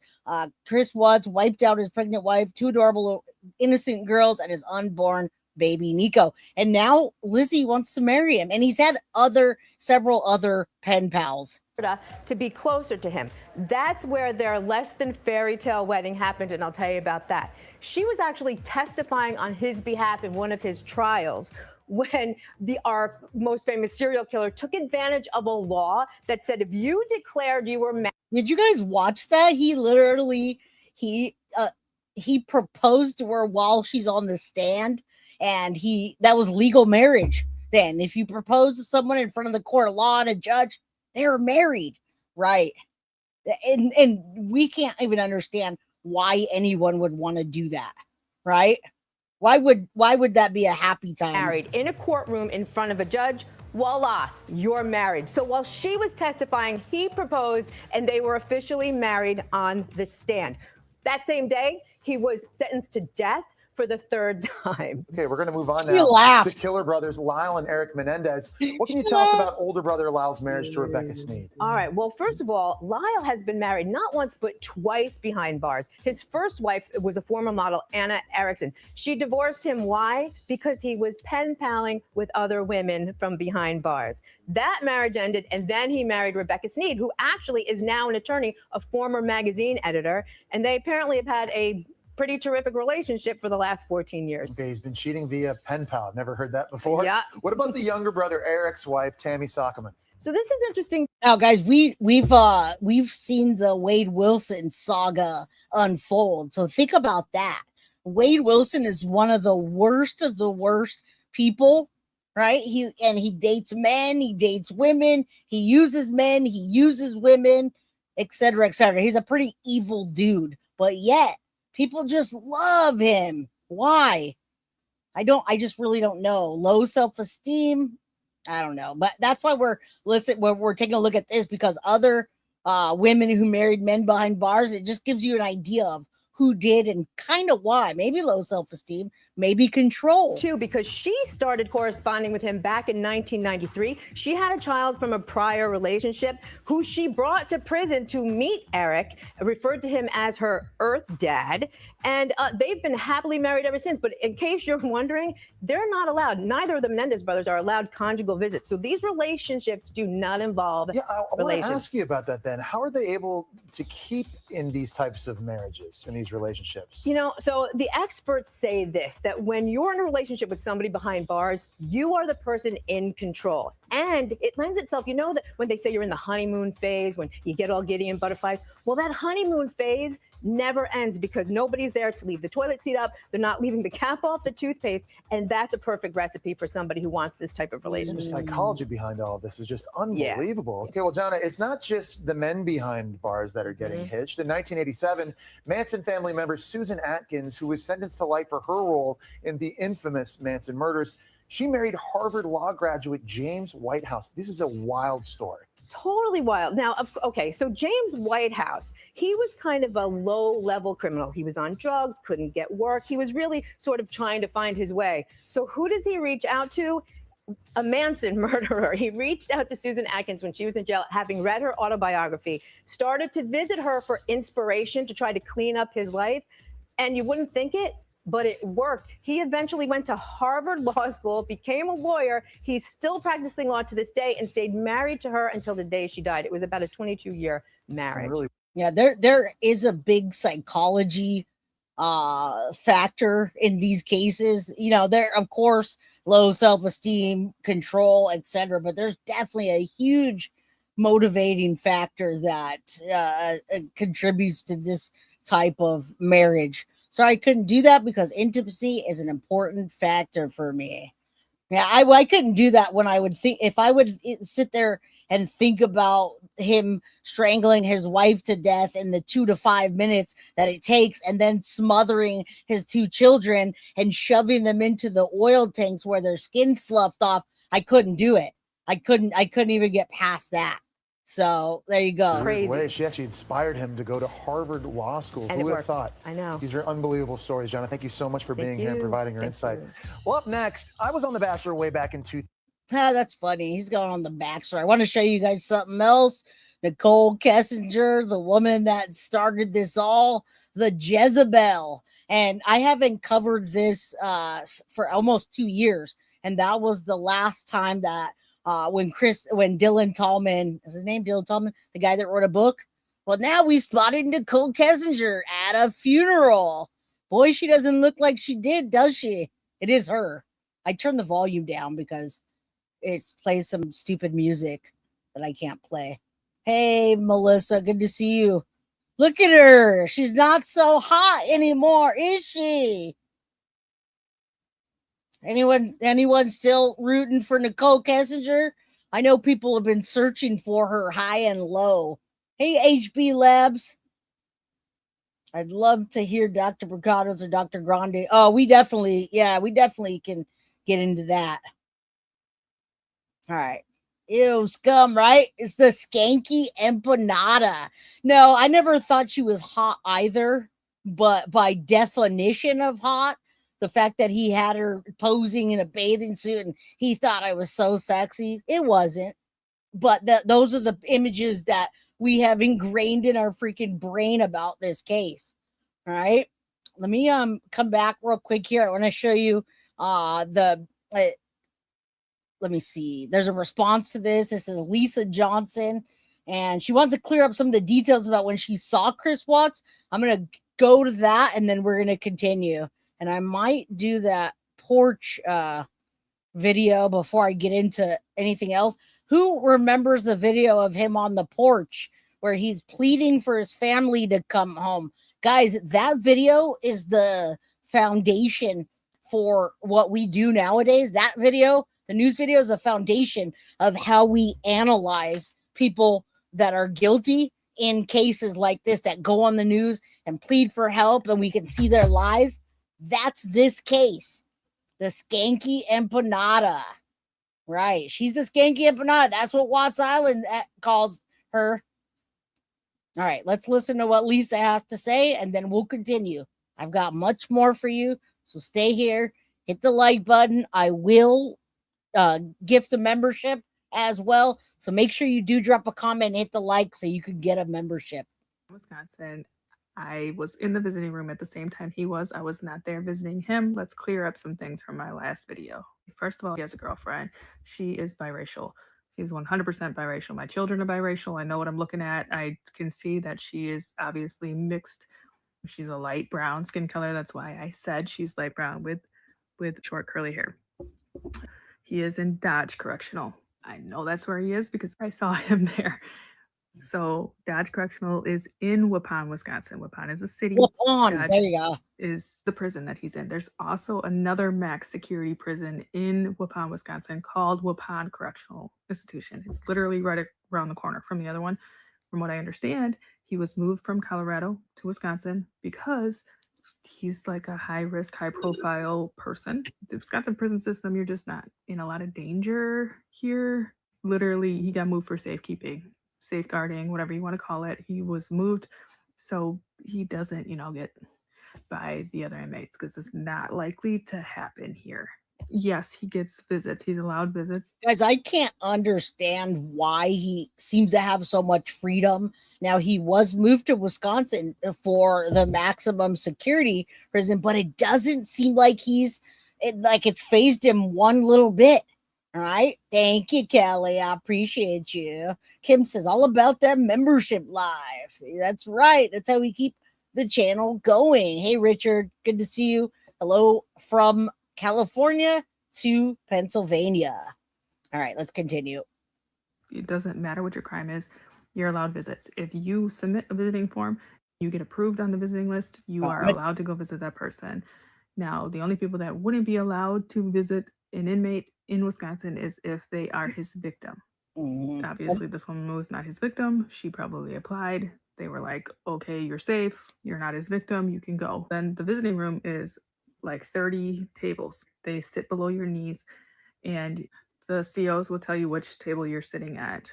So everybody's visits are happening at the same time. You're literally sitting next to the next person.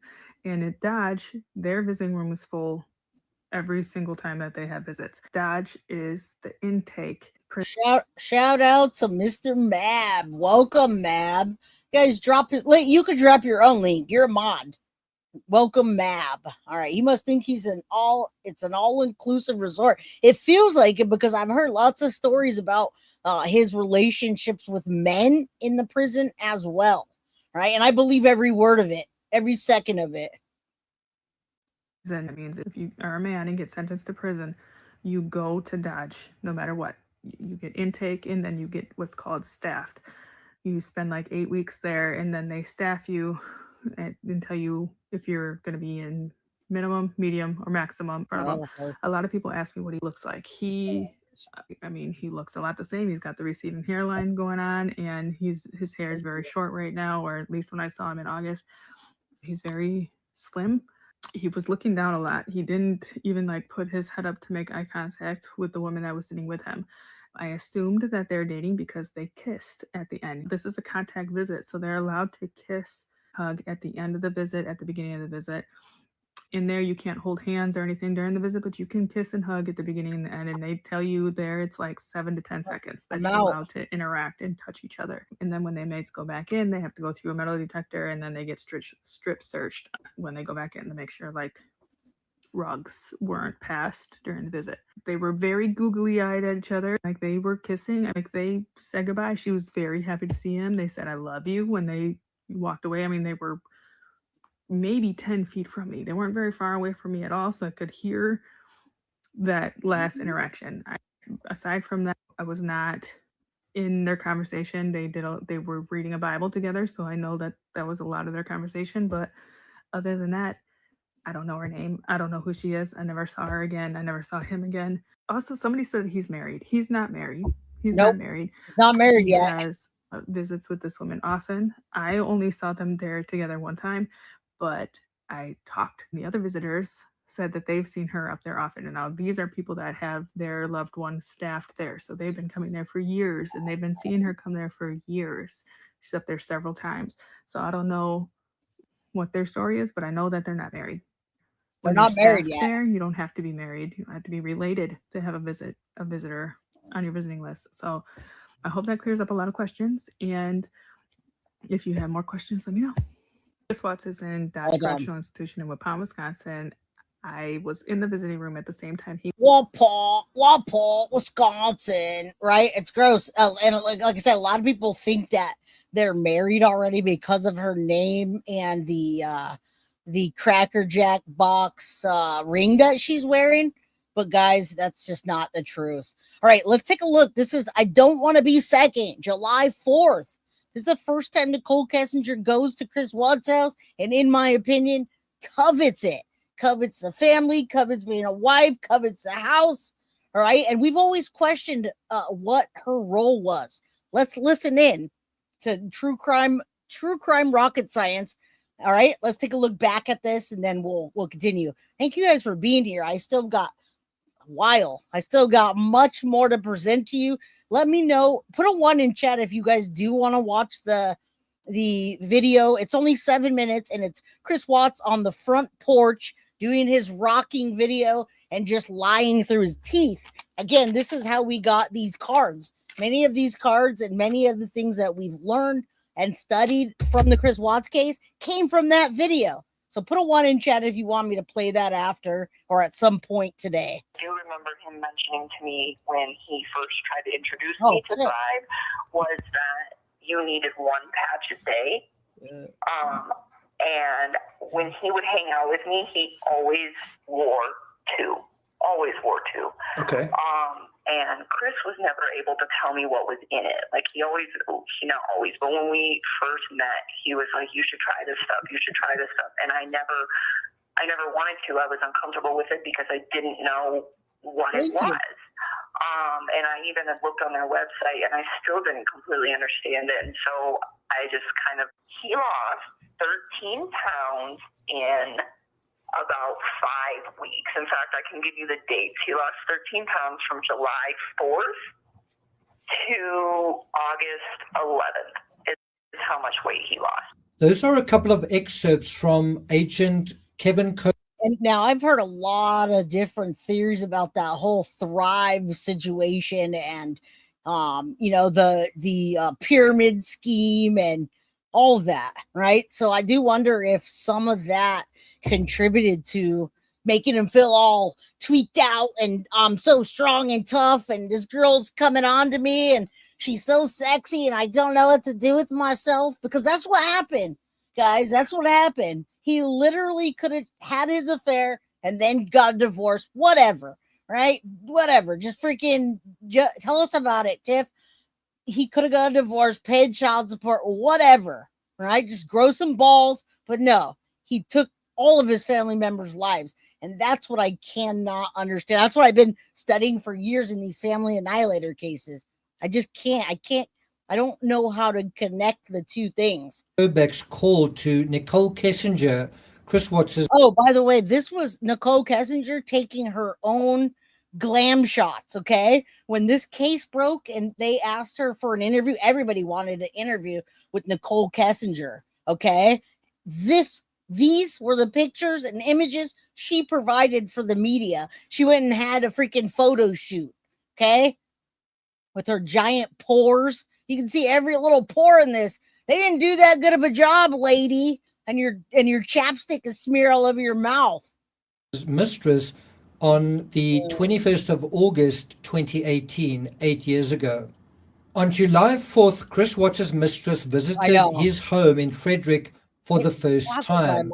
At this stage, Shanann and the kids had been in North Carolina for just over a week. So on the 4th of July, that whole period, Shanann and the kids were far away from home. And on the 3rd of July, the day before, Shanann Watts posted this on Facebook. I'm surviving this humidity, bugs the size of birds, and the hustle with kids and family. We have been going nonstop for over a week. Lots of new thrivers, and I'm 9.5 weeks prego. I'm truly grateful for the mood support and patience I get from Thrive. And then she posted this, which was basically dealing with the events the following evening. And then this as well, hope you have a Thrive in July 4th holiday. So this was the pivotal point on July 4th. It was a turning point in this case, in my opinion. And it's everything I've always speculated about Nicole Kessinger, giving him an ultimatum. All right. I am not going to be second. I don't want a married man. And if you don't lose the family, I don't care how you do it. How it gets done. Just do it or it's over.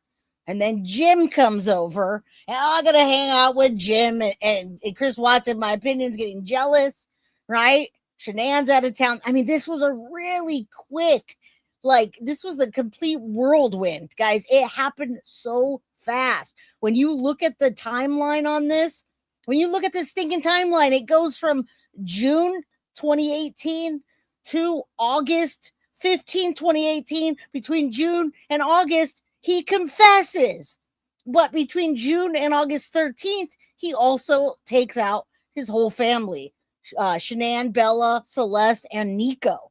That's quick. He has actually told on her, saying that she caused him to do that, but that's all he can say. He doesn't have any proof and he doesn't have any evidence. But guys, that's a literal, that's just a spiraling thing out of control. Look at how fast that is.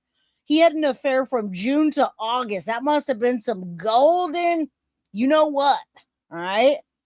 She's got the golden vajayjay for that, because I can't even comprehend why he would wipe his family out for that. Also, yeah, they say her cell phone was outside of the Watts home at 6:30 a.m. on the morning that he took his daughters out to, took all of their lives, essentially. All right, let's get back to it.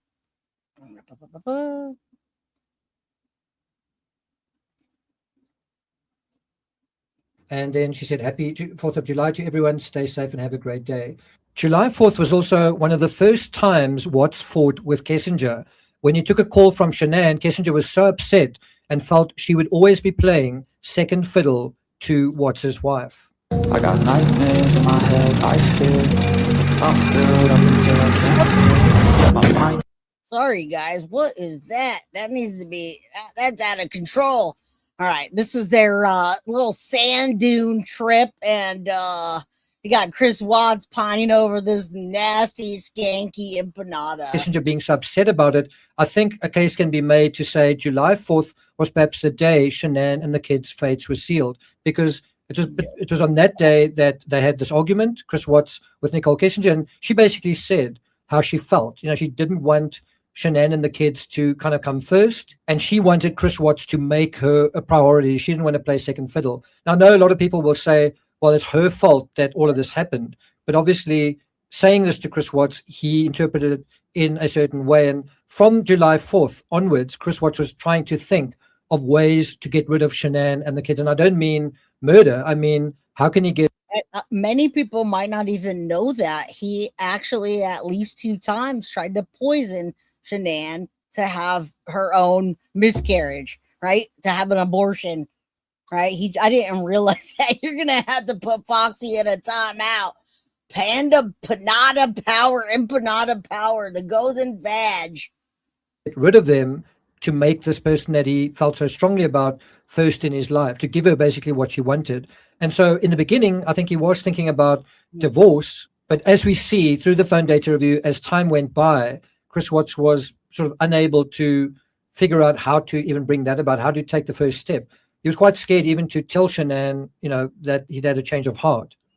And have a look at this excerpt from the Discovery. With regard to if he and Kessinger ever fought, they never fought, but he had to calm Kessinger down a few times. Kessinger got upset when she realized she would always be the other person, and Watts would always put his wife first. The first incident where Kessinger realized he put his wife first was when he left her house on July 4th, 2018. So that's really what started it. On July 4th, he leaves her house. He's at her house and leaves it. And then he told Kessinger just because he had to leave didn't mean she needed to take a step back. Kissinger told him she thought it was better they didn't see each other the rest of the day. So July 4th, 2018 was kind of a horrible day for them. It was a day that Kissinger wanted to spend in a certain way, and it was sort of ruined. Kissinger ended up asking him to come over after she returned from a baseball game, and he went to her home. So it does seem as though they sort of made up later on. Then also have a look at this. Chris also used the supplement shakes and pills on a daily basis and followed the Thrive routine. Chris lost 13 pounds between July 4th. Now, mind you, there's so many things in between this that show us that Nicole Kessinger knew that Chris Watts was married from the beginning, and she was coveting not only their marriage and relationship, but the family, the house, and everything that he had. All right. We have proof of that, along with pings from the morning of the murders, her cell phone being at the house. And August 11th, 2018. And so it's quite interesting that he was actively losing weight. And, obviously this was something that Kissinger noticed. I don't think she liked how he was losing weight, but I think she liked the fact that he looked good. So look at this. On July 4th, 2018, Nicole went to Chris's home in Frederick, Colorado, to help Chris set up his diet and weight loss and exercise goals. And the feeling I get is she didn't really maybe agree or understand what he was. Look at those glamour shots from 2020. She straight did a glamour shot. All right, guys, if you're hit the like, do it if you come in or go out. I see the numbers fluctuating. So, hey, there you go. Hello, Coffee and Dog Studios. This is her glamour shots, guys. And she was going to suggest an alternative. And I think something else that was taking place was his weight was plateauing. And so she wanted to, I think, help him with that. Nicole said that this was the first time she was at Chris's home. So July 4th was quite a momentous day in a couple of respects in the Chris Watts case. They had this big argument. She communicates very clearly to him, I don't want to be second. And then also she actually goes to Chris's home. And think about it from the perspective of Shanann and the kids aren't there. And Nicole Kissinger. Guys, I want you to realize what the family annihilation and the extent of the depravity of this whole case, right? When you see the documentary about it, and they start from the time that Chris Watts met Shanann and her having lupus and him being patient and him going to the doctor with her, and then to take a step further, her getting pregnant twice, being the third time, and building that house. That house was custom built for them. Now, it was a tract home, but they literally spent months living uncomfortably to get into that house. They also overspent. They overlived their means.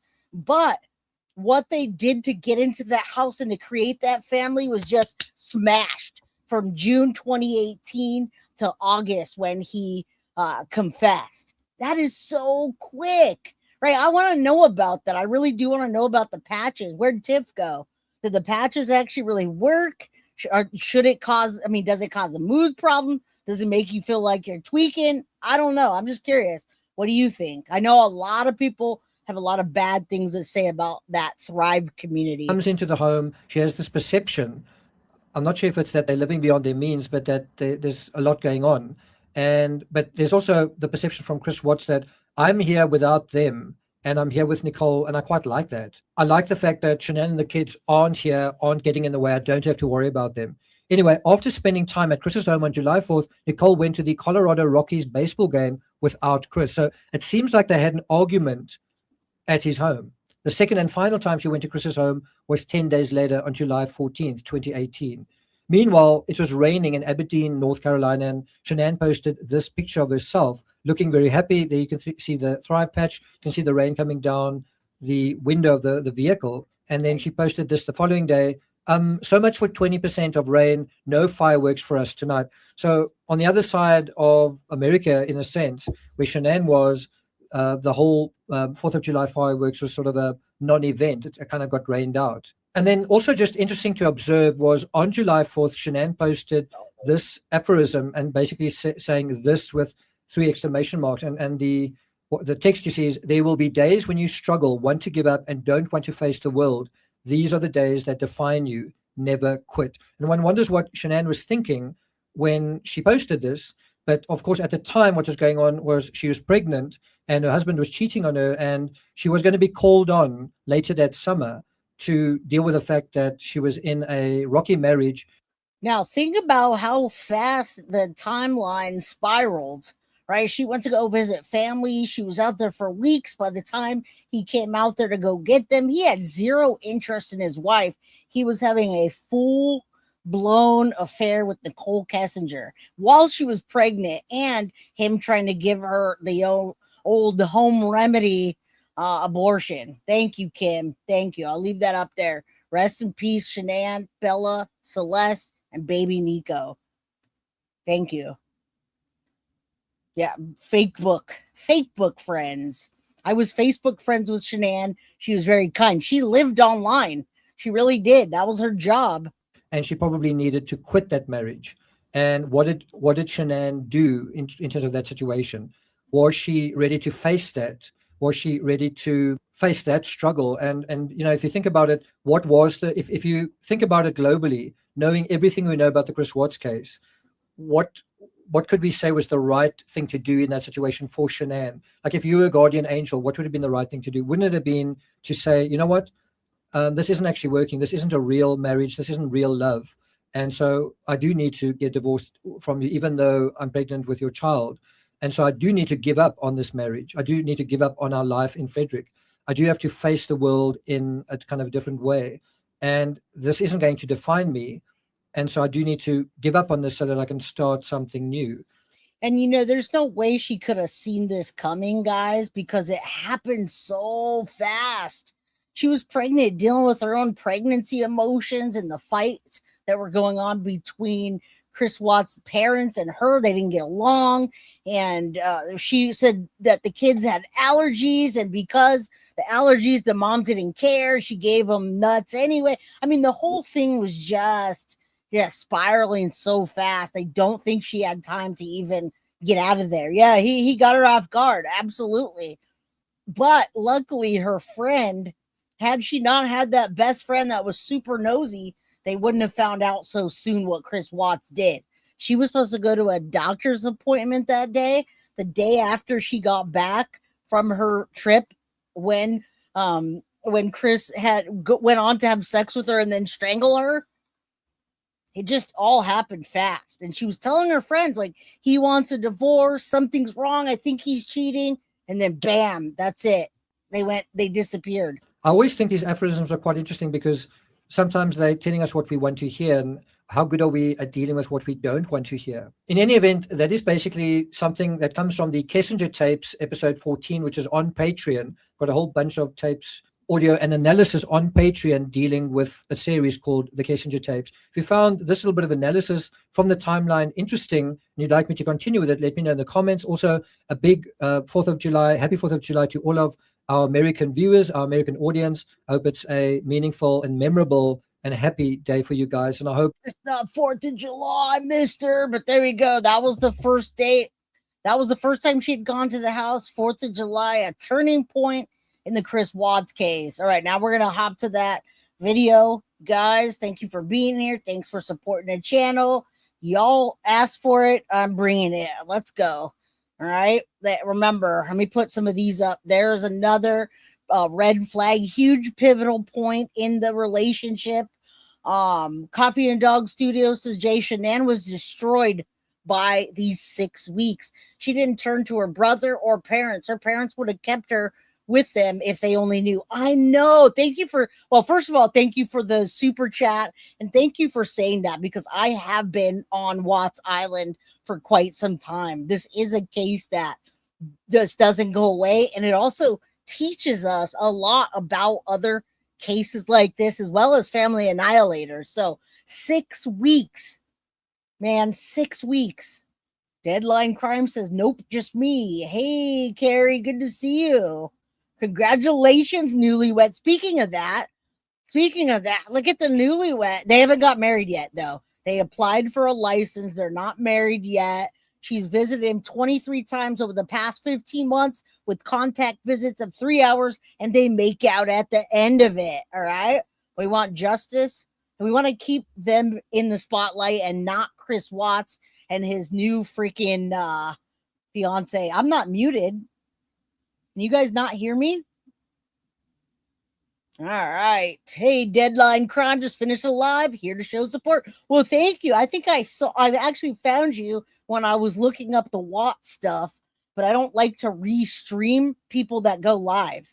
Thank you. I appreciate that. Shout out to Deadline Crime, guys. Drop Deadline Crime's link in chat.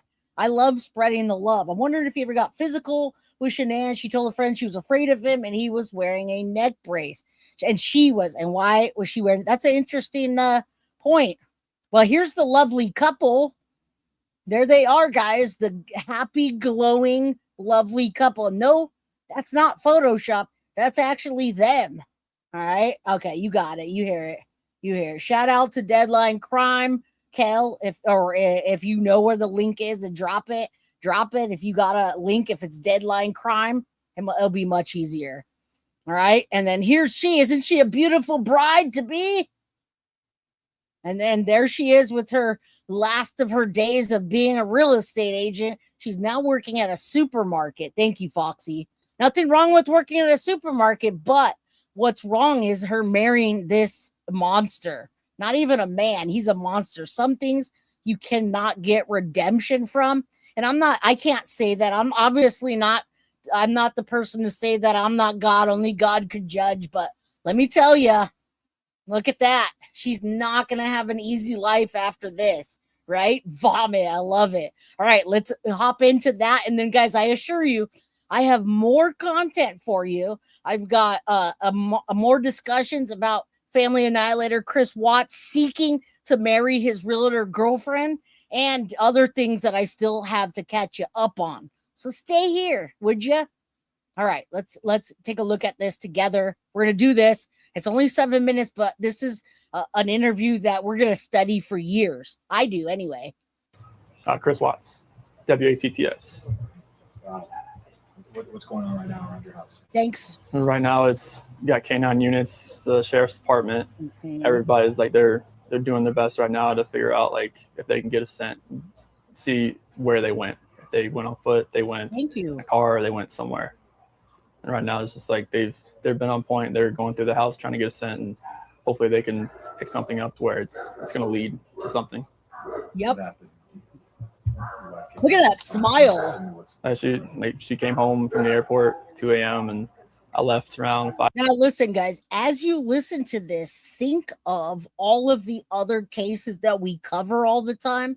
Deadline Crime says, I have no inculcation. LOL. He does look like a complete psychopath, but the way he's the way that he is given the story, so rehearsed, so structured, and so just this, and this. Remember all the stuff we learned here, right? Remember that.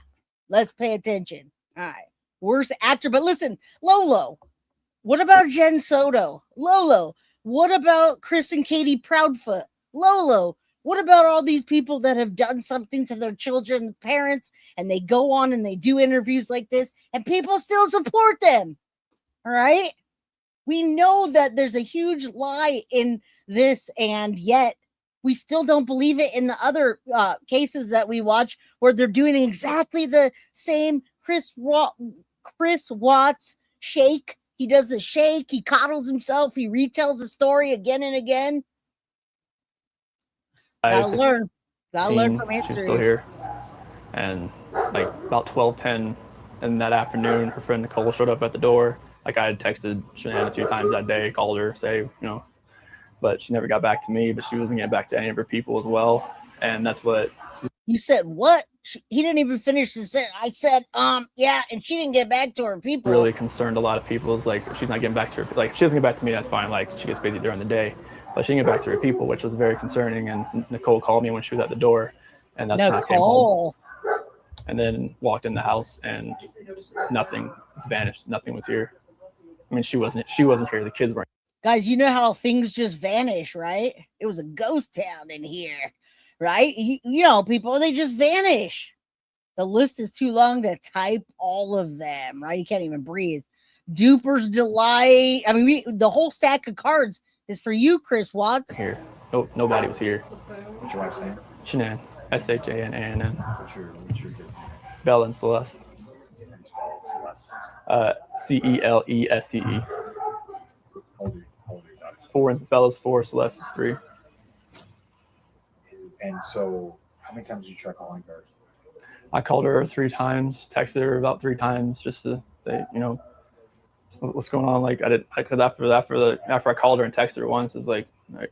He said after I called her and texted her once, he's tweaking off of those Thrive patches. But look at his eyes, guys. Look at the empty, hollow, and yes, the neighbor pulled out their video and saw Chris Watts with the little girls in the morning. You could see their shadows going up into the truck, whether they were walking and already not alive or what. We could see him going back and forth, backing up into the garage. His neighbor busted him, in my opinion. Maybe she was just busy. Like she had just gotten back, like everybody's probably calling her from her trip. She just got back from Arizona, and I figured she was just busy. But when her friend showed up, that's what it was like. It registered like, all right, this isn't right. You think she just took off? Do you think? Yeah. I mean, right now I don't even want to just like throw anything out there. Like, I hope that she's somewhere safe right now and with the kids. But I mean, could she event? Could she just taken off? I don't know. But if somebody has her and they're not safe, like I want them back now. Like that's what's in my head. Like if they're safe right now, they're gonna come back.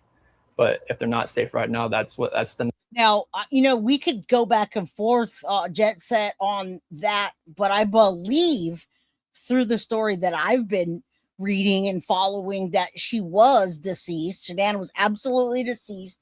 He brought her into the truck, laid her on the floor. Now, I think there's speculation of whether the Cece and Bella were alive or not. Now, Chris Watts says he didn't smother them until they got to the oil field. If that's the case, Jet Set, then what that means is that the little girls were in the truck for over an hour with their mom's body on the floor covered up, okay? So that is even worse. That's almost even worse, right? Such a dumbass. Not knowing part, like if they're not safe. Last night, I had every light in the house on. I was hoping that I would just ran over by the kids running in the door and just like barrel rushing me, but it didn't happen. And it was just a traumatic night trying to be here. I'm gonna ask some kind of tough questions about the relationship with the kids. I mean, my kids are my life. I mean, those smiles light up my life.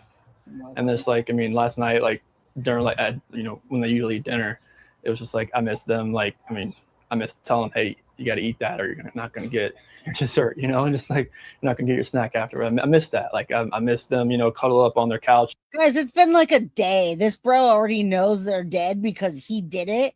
Now, Krista, that's what I think about all the time when I think about this case, because he literally told detectives that his little girl, and I don't remember if it was Bella or Cece. I'm sure he unalived the oldest one first, and then the youngest one, and she said, "Daddy, what are you doing? Are you doing what you did to her?" Yeah, he smothered them twice, you said.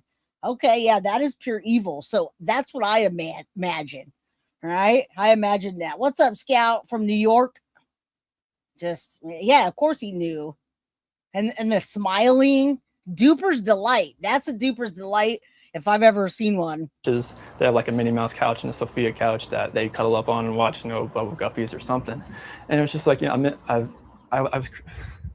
was tearing me apart last night. I needed that. I needed that last night. And for nobody to be here last night and to go into their rooms and know that I wasn't going to turn the rain machines on. And I know that I wasn't going to turn their monitor on. No, I wasn't going to kiss them to bed tonight. It was that's why last night was just horrible. I couldn't do it. I want everybody to just come home. Like wherever they're at, come home. That's what I want.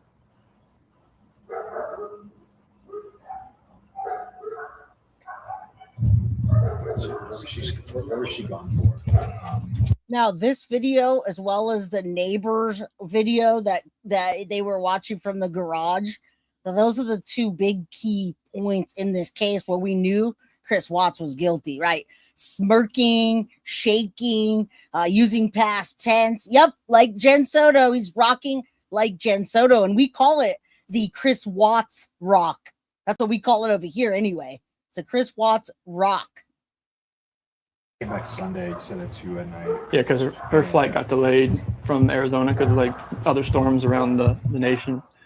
So she's supposed to get home like 11. She got home at like 1:48. She got to bed about 2. What was she going for? Like family trip? Or like... It was a Thrive direct sales. It was a local event that was down there between a bunch of leaders in the company.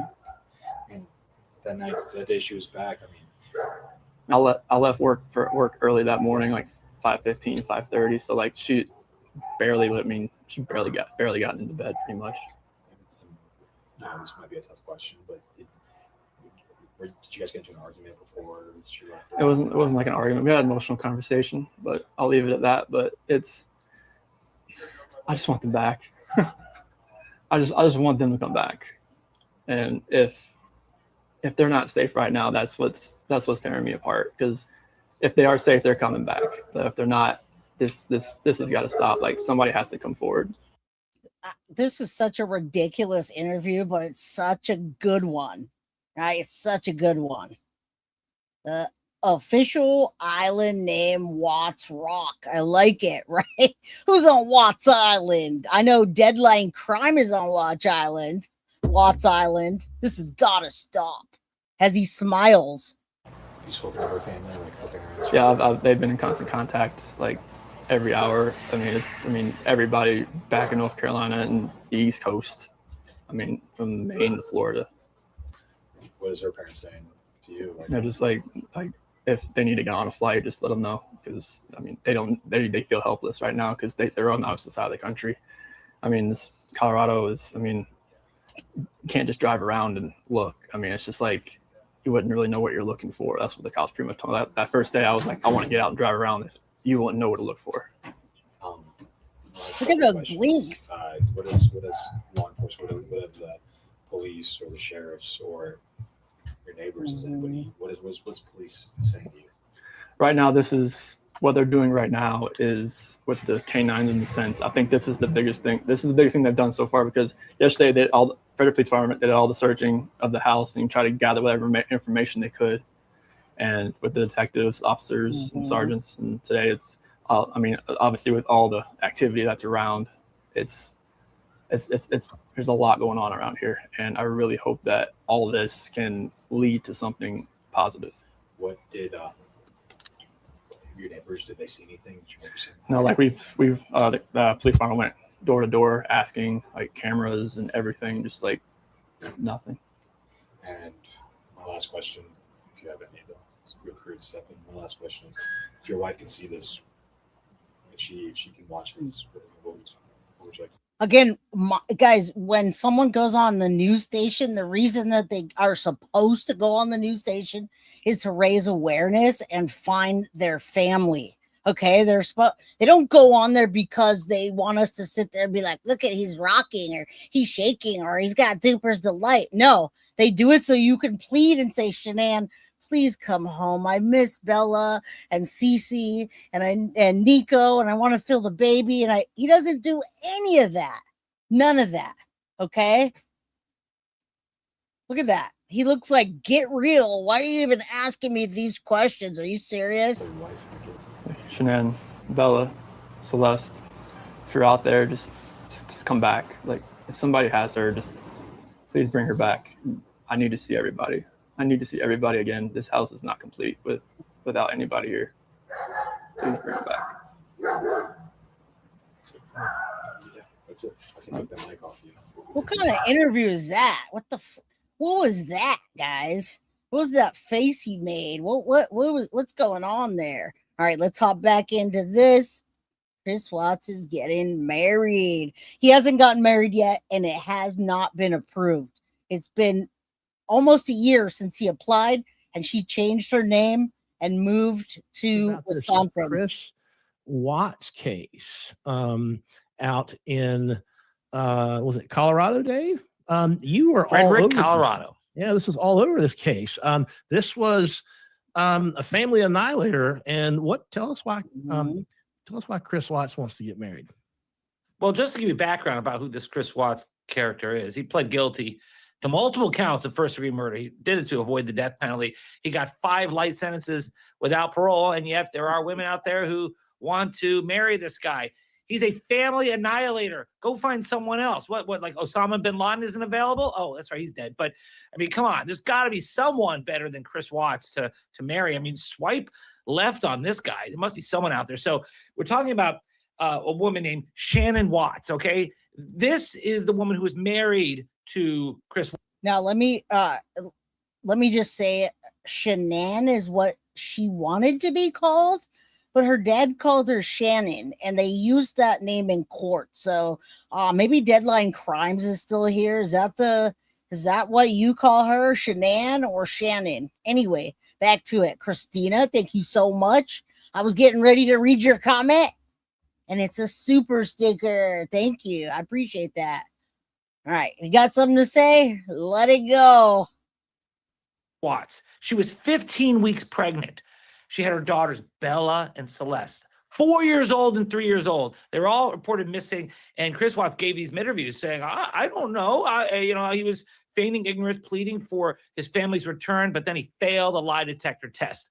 Okay. And here, just so you know who you're marrying or who you want to date, here's Chris Watts giving an interview to a local news station while his wife and children were still considered missing. This is the liar, the killer, the sociopath you want to date. Check it out. I think she just took off. And we're not going to sit there and watch the whole thing again, but they're putting it in with breaking it down. And this is new. This just came out. A lot of people are covering why Chris Watts is getting married, who he's married to, etc., etc. I see it now. Married behind bars. It says he's remarried, but guys, he's not yet. So it's interesting that how some channels are phrasing it.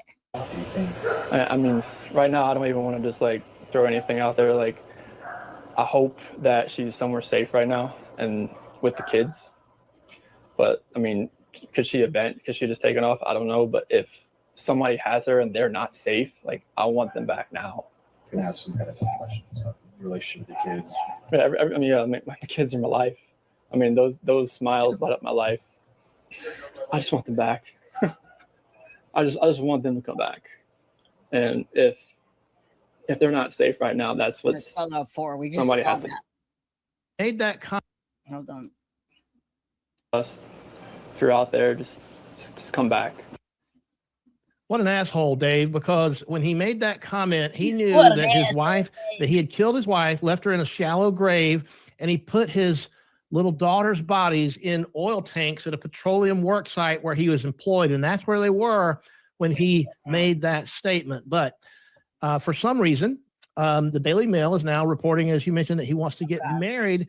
The reporter, Steve Helling, by the way, who's previously shared with us, he's spoken with numerous women who have corresponded with Watts. And he tells them he's accepted Jesus Christ as his savior, yet he exchanges sexual messages with them. He makes promises about getting out and being together. And now we have Lizzie Henderson, who's gone so far as to starting, even before they have approval, Dave, to get married, they have to get approval from the Department of... Ain't she so party, guys? Aren't you all the ladies jealous? Chris Watts is getting hitched. Y'all are getting let down. For those of you that thought you had a chance, no more. He's off the market, ladies. All right. What are the reasons they would approve this? The reasons they would approve this? That's a good question. I think a better question might be, what are the reasons they wouldn't approve it? I think them approving it would be more of a technicality, like, okay, now she lives in the same county. Her last name is Watts, like different things that you have to go through, but I'll look it up. But I do think them denying it would be a better question. Why would they deny it? All right, dumb rabbit.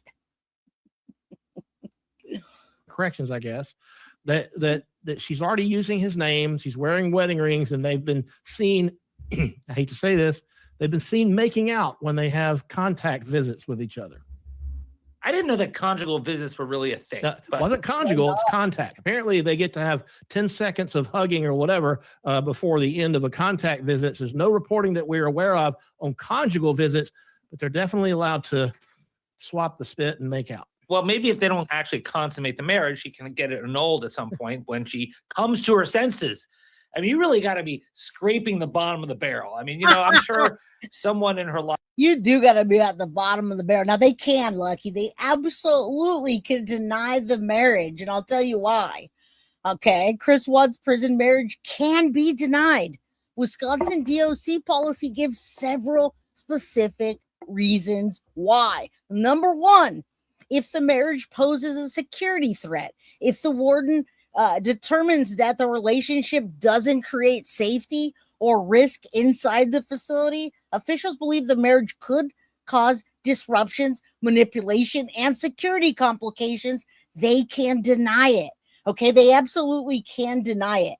And if they say, hey, if we start hearing that Lizzie is getting harassed at her real estate job, and they can deny it. They can say, we're not going to give you this marriage. It's too complicated. There are too many things.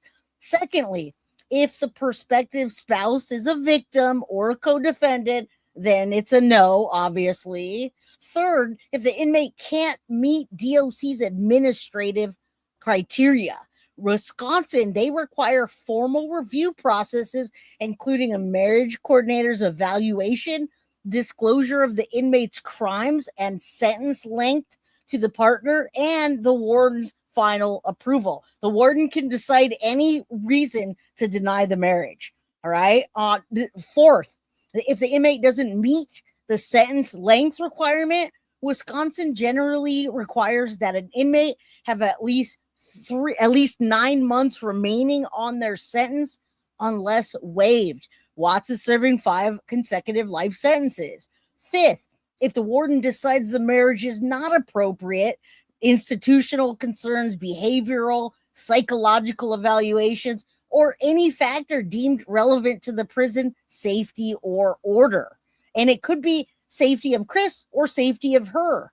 Okay. Bottom line, Chris Watts can get married in prison, but the warden can deny the marriage if it poses a security risk, if the partner's a victim or co-defendant, if the administrative criteria aren't met, if the review process raises concerns, or if the warden simply decides it's not appropriate. Maybe the warden will say, guys, I saw them already making out. They're getting way too hot and heavy over there. Deny it. They could do whatever they want. All right, let's continue. Wife probably cares about her, this Lizzie woman, and is probably like, I can set you up with a nicer boy. How about Brian Koberger, because at least he didn't kill his kids. But, I don't know who else is there's got to be anyone in the world. Go to the phone book and point at someone.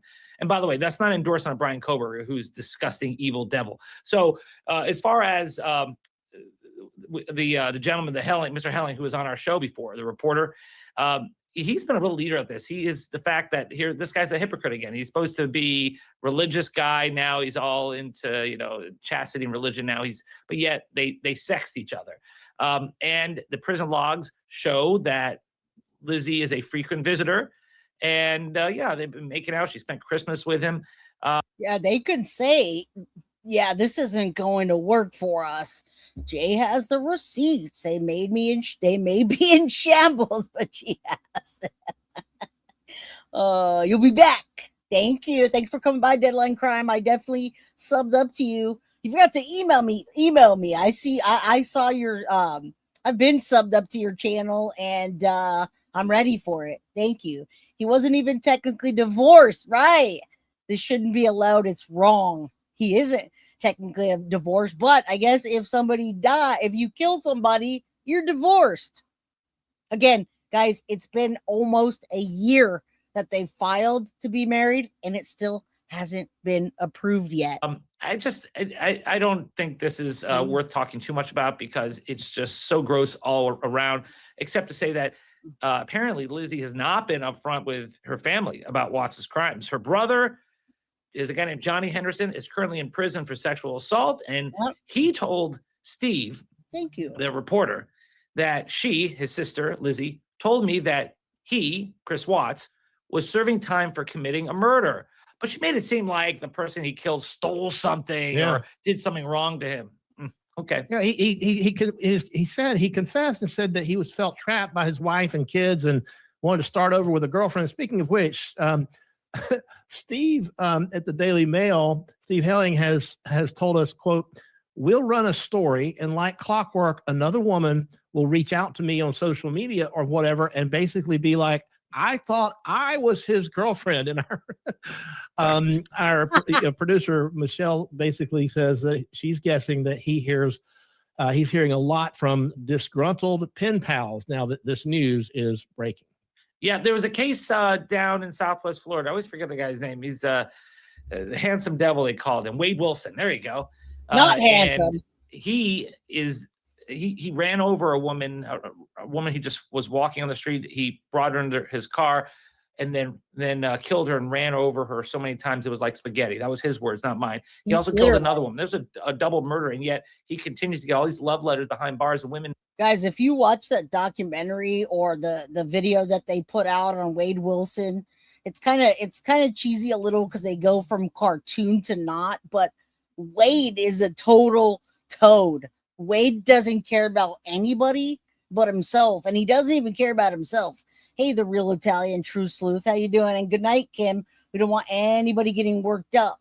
Lynn, that's a good question. I did look it up, and it says Wisconsin doesn't have a fixed number of days, guys, but the process typically moves in 3 stages. So this might be helpful for you. Let's finish this, and I'll give you the 3 stages of what's happening with Chris Watts' marriage, and will it be approved? Fighting over each other to be his girlfriend. And I don't know, I'd love to have a psychologist on one day just to have a conversation as why does this phenomenon still exist? We've seen it. This happened with Ted Bundy. We've seen this so many years. I just don't understand it. All right, it's cut off. And we don't want to get you guys,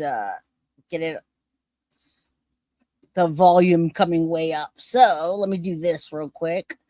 I'll put that up for a second. And then, oh yeah, I wanted to show you a couple of these shorts where Chris Watts is doing something on camera. This one says the mask has slipped. I'm going to let me leave it up for a second and I will tell you. Okay, so look, how long the approval takes, there is none. All right, there's a 3-step process in him being married to Lizzie, to little Lizzie over there. Let me put a picture of her up since we're talking about that. Oh no, what happened to my screen? All right, there's the happy couple, guys. There's the happy, almost married couple. All right, so here it is. They got 3 stages that they have to go through. The first stage is they have to get a marriage coordinator review, and that's usually about 2 to 6 weeks. Okay, now this coordination check has security concerns, meaning they have to pass a background check, security, family, etc. Like she's going to tell them, my brother's incarcerated in this prison for this. Now, obviously, the first phase, whether a partner's a victim or co-defendant, whether the relationship's appropriate or whether both parties understand the inmate's crime and their sentence. That's the first step that they have to do, and it usually takes up to 6 weeks. All right. Then secondly, they say it can be fast for the warden to decide. Once the coordinator finishes, the warden can make the final call and approve, deny, or request more information. So guys, I'm thinking that he's requested more information. I do think that they probably wanted her last name changed to make it easier for her to move closer so that they don't think it's, this relationship where she just wants to do a documentary. Then they still have to schedule the ceremony, which could be another 4 weeks to even get approved. Then you got to schedule it. You got to have an officiant, and the doc sets the dates based on staffing and security. All right. Now they say a realistic timeline in Wisconsin is 12 weeks. We're close to 12 months. But in this case, there's concerns over safety, the security of Chris Watts and Lizzie. Guys, this is a high profile case. All right. So additional review is required because this case is so high profile. The warden will delay the decision based on whatever he feels that he needs more info on. All right. The exact steps that Lizzie already completed. Let's see if they tell us that. And then we'll move forward. All right. We got some good stuff here today. Okay. So she currently submitted a formal marriage request to the prison. All right. Lizzie Henderson submitted a marriage request to prison officials. Number 2, she relocated to Wisconsin to be near Watts. She moved from Ohio to Wisconsin to be closer to Dodge Correctional Institution. This isn't a requirement, guys, but it shows commitment and it makes the process easier. All right. I'm telling you what she's done so far. She submitted the marriage request. She's relocated. She's established an ongoing documented relationship with Watts. She's visited him over 20 times in 2025. She spent Christmas Day with him. And she's been seen embracing him during their 10 seconds. Also observed her being very googly-eyed and taking photos with him and being excited. Also, her publicly, she stated that between her, Watts, and God is all that people need to know. All right. She also applied to change her last name to Watts. So her name is now Lizzie Watts. Again, that's not something that they have to do, but it's something that shows the warden that she is committed to this marriage. All right. Now, steps are not completed yet. All right. The steps aren't completed. The marriage coordinator review, they're still looking at the securities concerns and the whole high profile case and what is attracting. Okay. So only after that happens can they continue. All right. Let's get to this now. Hopefully that made it a little bit clearer. Lizzie, someone said they felt like it was was it Lizzie Watts? What did they say that name was? And she looks different in every picture. Look at her there. And then in this one, she looks like a freaking drag queen in this one. Nothing against drag queens, but this one, she looks a little bit better, I guess, emo. And then she goes from emo drag queen. Yeah, I could talk crap about her all day, guys. She's literally trying to marry this man that annihilated his entire family. That would be nice. That would be real nice if they would do that, huh? All right. Do I have anything left? I think we've got everything up to speed. Is there anything that I missed for you? I mean, I have where Chris blames Nicole. Let's do that just a little bit. We're 2 hours and 21 minutes in. She's out of her tree. What? What does that mean? She's out of her tree? Out of her mind? Out of her head? Out of her what? Mean it cannot be a coincidence that her name is like Lizzie Borden. Is that what you're saying? All right, let me put this on for a minute because I want to show you that Chris Watts, after years, this was 2 years ago, he finally blamed Nicole Kessinger, but not what we thought we would hear. Not that we thought he would say, hey, she was there that morning and she told me if I didn't do it, here's the ultimatum. But he does ultimately blame Nicole Kessinger for being a Jezebel and making him annihilate his family. Let's listen. It shocked me just as much as I think it shocked the rest of the world. Chris Watts confessed to killing his young daughters and his pregnant wife in Colorado out in 2018. And since then, he's been locked up in prison. But now we're learning new details about what he's apparently saying from behind bars. We're breaking it all down. His wife at the house around 5 a.m, but he'd been at work at an oil company all day. But just 2 days after Shanann and the girls were reported missing, police arrested Chris Watts when he failed a polygraph test. During his interrogation, Watts finally started to tell the truth, or a semblance of the truth. He admitted he was having an affair with a woman named Nicole Kessinger, who'd he met through work. The affair had been going on for several months. So Nicole was the only one? That was the only one. Was there ever like a one-night stand with someone else just out of the blue and one and done? Okay. All right. Do you mind if we talk a little bit more about Nicole? So walk me through it, because that was one of the things we never really got to ask you about. Right, we didn't We just kind of skipped on and talked about where the girls were, but so what happened there? So it was probably June 1st or something. That's when I first met her. And it was just like a work conversation. She messed with the gas meters that were out in the field, and I was messing up, and then I took it to her like, hey. All right, we could barely hear this, and we've covered episodes and episodes of this. I just want to get to a certain part. Come on. This little weakling piece of garbage. Let's take a look at Nicole for a bit. That's a huge part of this case, guys. And people are still stuck on Watts Island trying to figure out if she's ever going to have any consequences. She's not, guys. At this point, there is no way they're going to come back to Nicole Kessinger and say, oh, you did something, we're going to arrest you. It's been years, guys. I know that it's a great idea, and there's evidence that points to her pushing him over the edge, being there that morning, but simply him saying she's a Jezebel and she had a golden vajayjay that made me do it is not going to change things. About her connection to the case. Am I in trouble because I related to sex? You're not in trouble. I didn't know what was going on at that point. So, I know does that cause question? Of course it does. But is it criminal? No. Is there concern that you're hiding something? Potentially.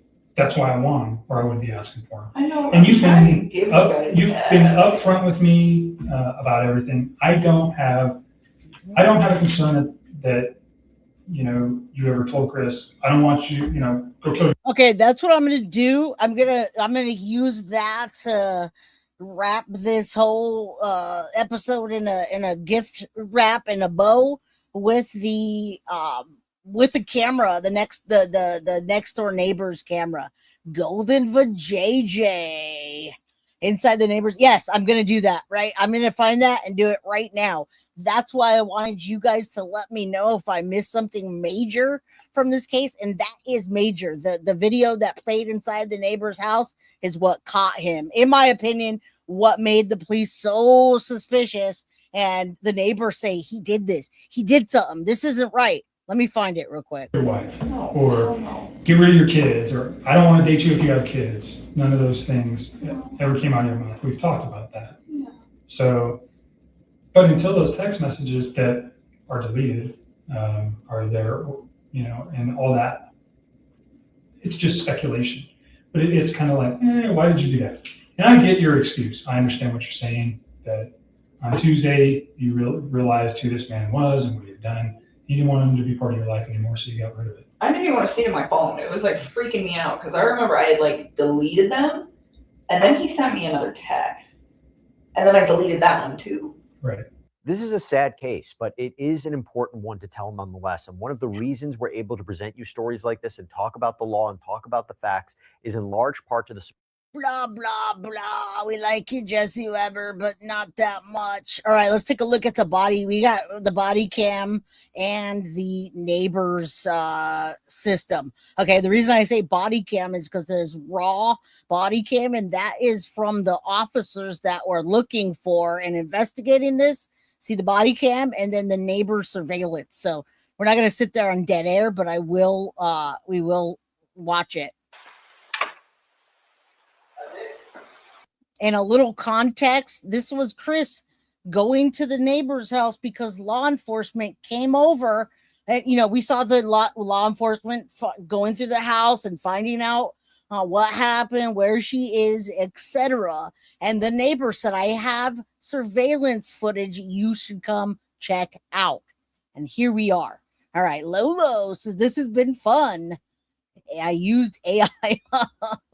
That's why you guys used to come here for Watts Wednesday. Yeah, Rachel, that's a good point. But the point of marrying someone who's serving a life sentence, well, I think we talked about that for quite a bit. I think a lot of people are speculating that she wants that fame. She wants to write a book, whatever her motivations are. I think we might have discussed it. What's that? My camera. Lay down.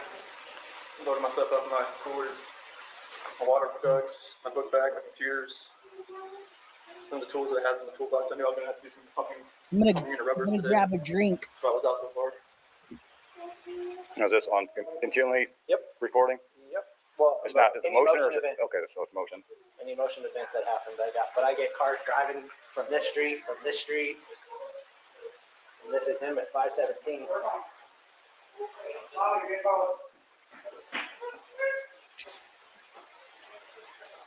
Usually park out there on the side. I just want to get everything back in. Be easier to run everything out there, all the tools that I had to bring in.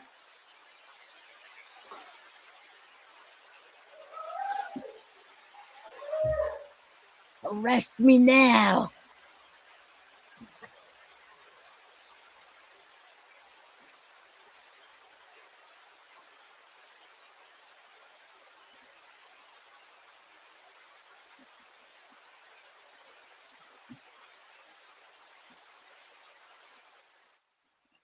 I'm just going to lower for a second and talk over it because we know at this point they start asking questions about why or they didn't even ask. They look at him backing up and he starts giving stories. Look at the neighbor. The neighbor is looking at him and Chris is like this. Chris is basically saying, I did something wrong. They might catch it. His body language is saying, oh shit. Right? Call like the bank and see if there's any kind of activity. Because if there was any sort of action out there, His camera, I would have got it. Like Right. we had issues the other week when people were stealing stuff out of like garages and stuff like that. And I parked my truck I had here. to park right here. Yeah. So someone, see if I could see where someone tried to jimmy with a flathead screwdriver over there, and it was just like. But if any action would have happened, any cars or anything left your house, I would Yeah, if it would have been like right in that area, it should have picked me. Oh, it'll pick up anything I coming know. this way. I know. Oh yeah. Watch, I'll show you. There's nothing on here. We've already watched that one. But like you'll see this car. Mm-hmm. What security system do you have? Actually, this car. You can see this car coming right down. Right one. Oh, See what I'm saying? It picks up all the way down there. He's next door. There we go. Right? I was talking about dispatcher. Heavy code 4. Yeah, we can pick up cars coming this way. I get anything coming this way, making this turn. So, and usually at night I pick up the cars pulling a U-turn. So unless they pulled right here, but I would have caught her walking out. Watch Chris's body language and watch the neighbor, Nate. I love it. I mean, Chris Watts was ready to be arrested. He's nervous. He looked like he's going to throw up, and rightfully so, because he doesn't know what is on the camera next door. He knows what is, but he doesn't know what they caught. Now, here's the thing about the video next door. When you actually, after we watch this, I'm going to play like a 2-minute clip that zooms in on it where you can see the shadows. You could see the moments that Chris Watts took his wife out. You can tell he carried a body outside. You could see him go back and forth. The little girl's back up. So we're watching this and then I will point it out even further, okay? Because this video doesn't say it all. It's really small down here. Diesel. Yeah, I thought nothing. Nothing for the rest of the day. No, that's it. She's pregnant as well. How far along? 14, 15 weeks. That's why her friend said it was low blood sugar. And see, I've got her friend leaving out here at 2 in the morning. My camera.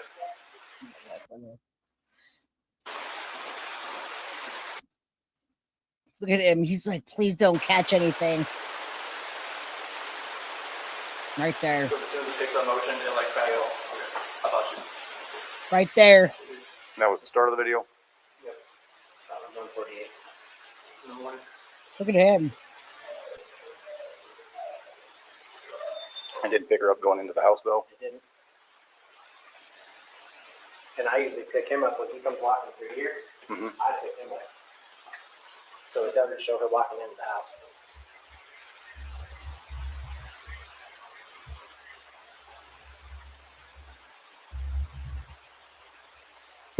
If she would have walked by, we would have saw. That's okay.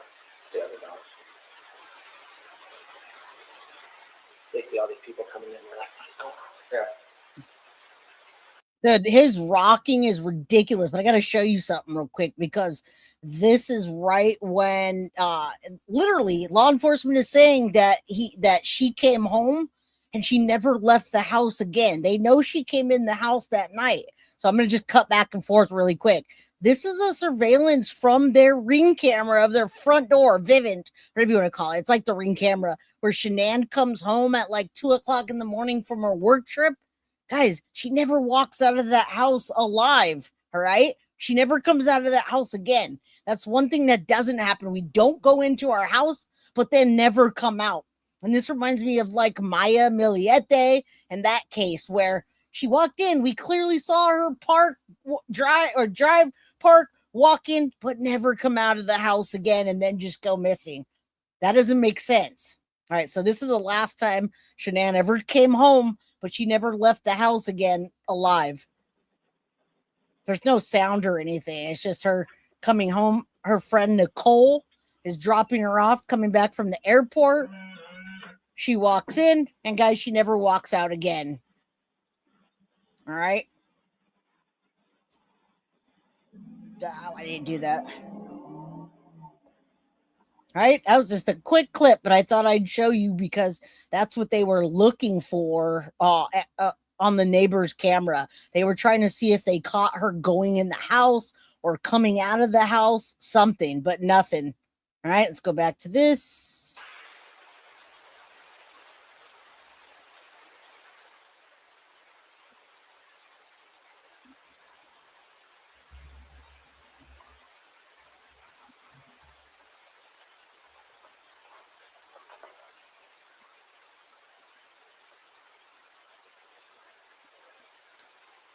You know it's still live. Mm-hmm. How long does it typically record for? 30 seconds, I believe, at a time. Mm-hmm. But this is at 148, and then the next one I have is 5 whatever. So nothing, no cars came through because I guarantee with the headlight, they picked up the headlight. Oh, yeah. And my Vivint said that at 5:27, my garage door was left open. But that could have been sensor as well. It says it was shut during the day. But I think when Nikki's son, he may try to move the door around, maybe when they were trying to get in the door, and it probably broke the laser there. That's because my alarm started going off. Well, I know you said the front door you tried going in, but you had the lock up. So that set it off, right? Our remote on the outside doesn't work anymore. It got wet and the whole breaking. So yeah, that was it. All right, appreciate your time. Thanks. Hopefully something comes up here.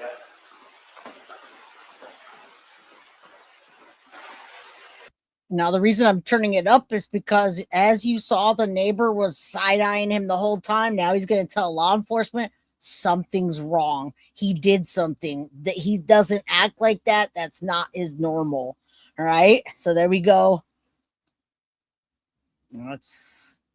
Here it is. But you just want to go talk to him. I'm going to get his info real quick. No. Look. He never moves his stuff in and out of the garage ever. Right. And it doesn't look like he came from out here. It looks like he came from down the street.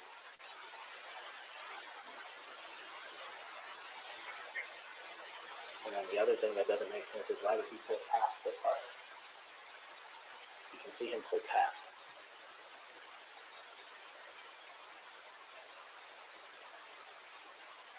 Are you able to record this? Right here. I have to call Comcast so I can get him to do whatever. Now, after this, I'm going to zoom in so you can only see this. You can see the shadow of him walking back and forth, backing up. And now we know he put Shanann on the floor in the back with a sheet. And then the two girls, whether they're alive or not, I kind of believe that they were alive up into the oil wells, only because I looked at this video so many times and I thought I saw little feet walking by. All right. Hey, Clark, my daughter just called and we chatted for 30 minutes. Woohoo. Tell your daughter we say hello. All right, let's do this and then I'll zoom in. Watch this and get out. Look. And we walked back and forth a couple times.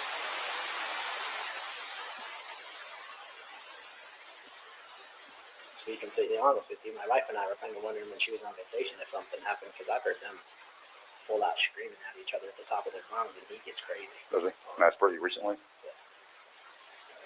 I'm guessing that's why she went and visited people, is because she wanted to get away from the situation. Give her ID handy.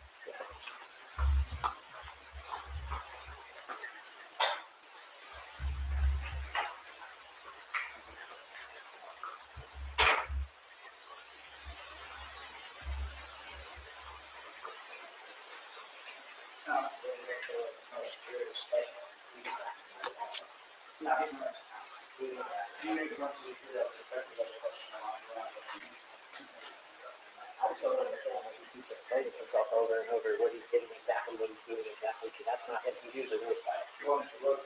That's the back of the truck. That's that. He has a here. Yeah, black and not. Yeah, black and not.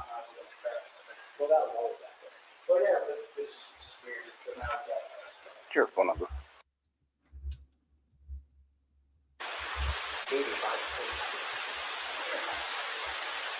It just seems kind of odd to me. Why would he pull that stuff up and hold it out? Right.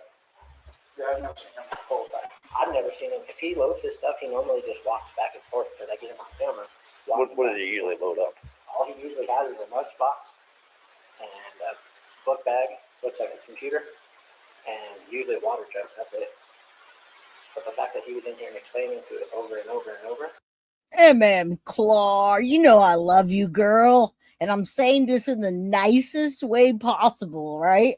I'm saying it the nicest way. I'm being nice. I'm always nice, right?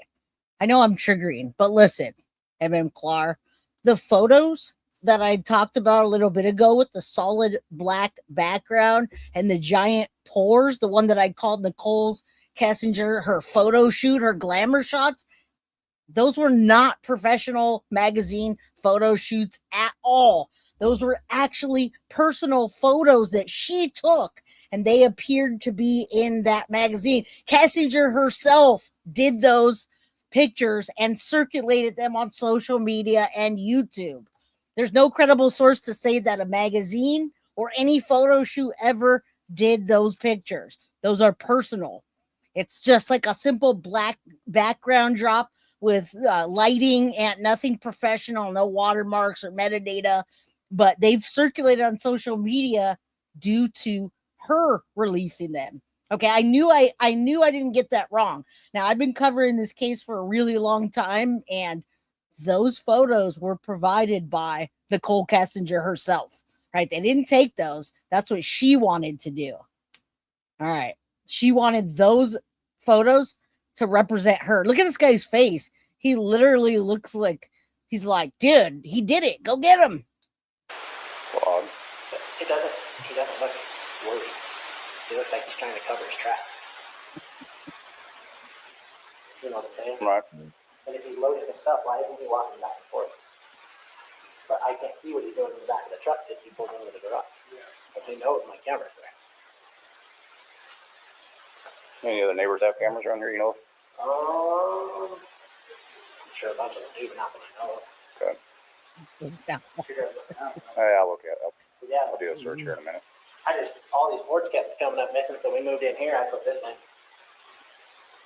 And like you said, someone was breaking into it. He said that someone was breaking into his toolboxes of his truck. So I told him he could park his truck out there and fix his dots on him. Diesel, I know you want to go play with the baby so bad. Her mom was All right, I'm going to talk over this. So he's basically just telling them that Chris Watts, you can see him coming in and out again and again, and that he tried to lie and say someone tried to break into his truck, and he contradicts that, and he goes on to be like, dude, he's guilty. Like, he never backs truck up. Her mom said it too. She's like, he carries his stuff out of the house. He doesn't back his truck up. Well, I have him on camera doing that when he does it. Because when he was parking his truck over here, the other thing was odd is why she was gone. He kept parking his truck and her car over here. Oh. And I used to see him walk out of his house right here. Took the car out of the garage? Oh, the car was parked over there for a long time. Like a couple days. You guys know why he probably did that?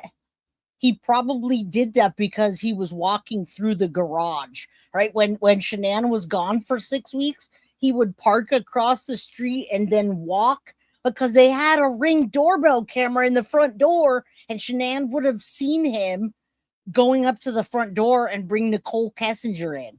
All right. Cece was deceased. He never mentioned Cece talking on the way. Yeah, he never did say that. He just said that Bella said, "Are you going to do what you did to my sister?" or something like that.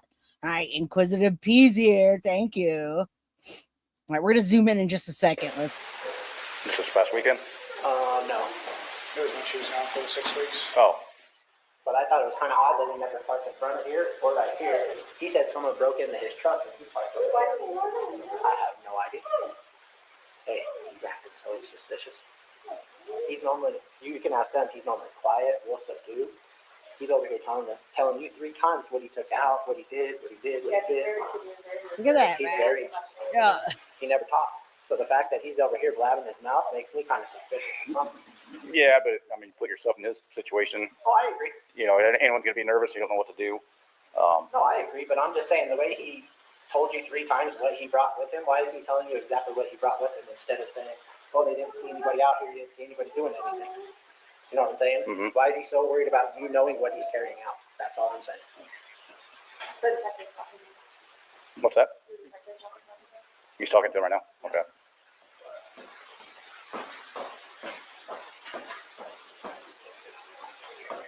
All right, that's it. That's all. Let's go to the surveillance video showing his truck backing up moments, backing truck moments, and taking his family's life. I don't want to see that word, but let's take a look. Let's zoom in, and then class will be dismissed. We've been here for a long time. Thank you guys for being here. Thank you for supporting the channel. All right, there it is. There. Let's look.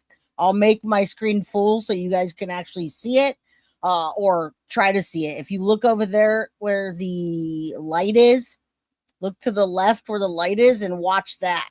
All right. Take a look. You see the legs walking out that way. He walks out and he goes and gets his truck and he pulls in the driveway. And he backs up. All right. Were the kids alive when he put them in? See, I do think the kids were alive.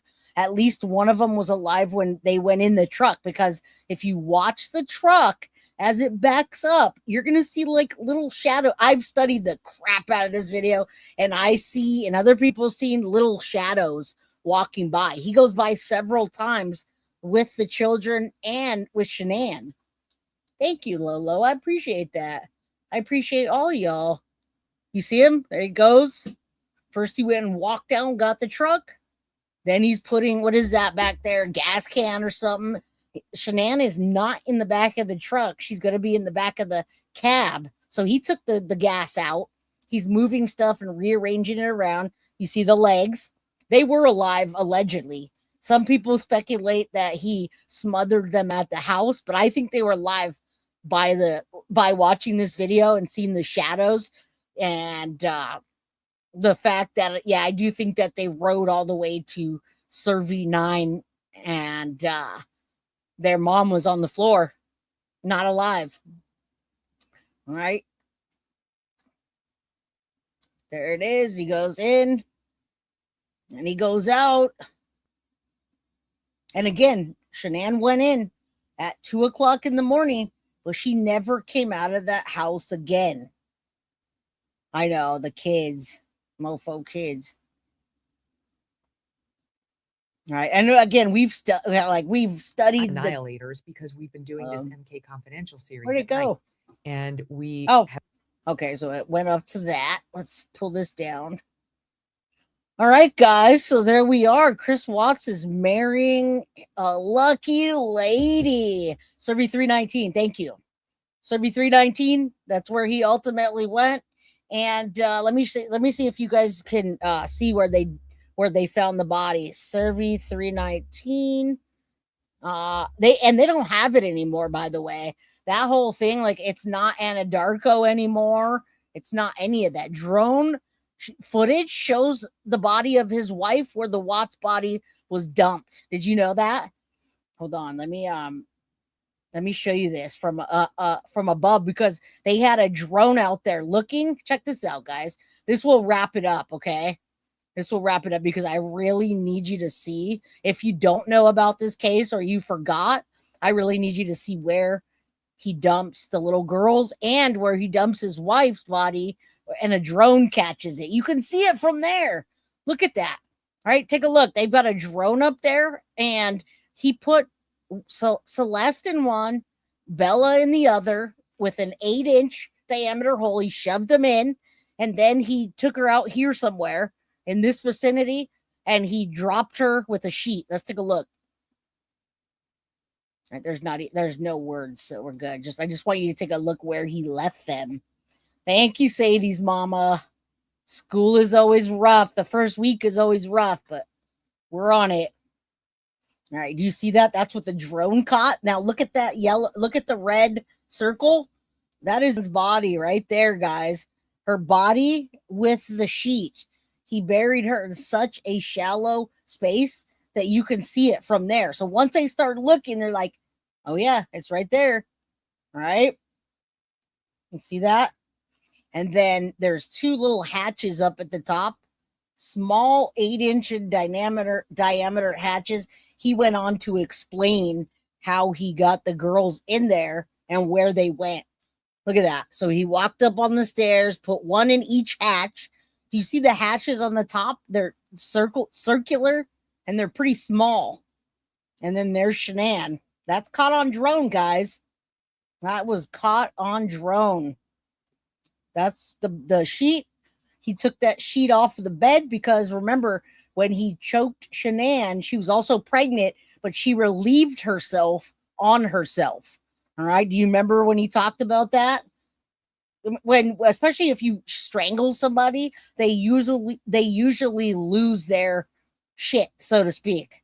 All right. They usually lose whatever they've got in there. And she was pregnant. So there's that. Okay. Let me get this out of here. And then the only other one I had, let me go back. Still sharing it. Drone footage. Let's take a look real quick, and then we'll be out of here.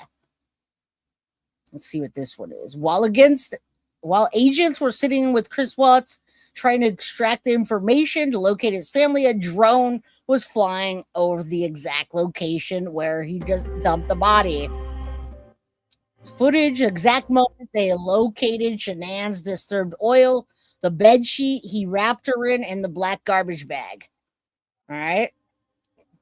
We don't have to see all of it, but I just wanted you to get a little bit. Do you see that? Yes, your bowel and your bladder releases, and that's why he ended up taking the sheet with him and tossing it out there with Shanann's body. All right. Yeah, absolutely.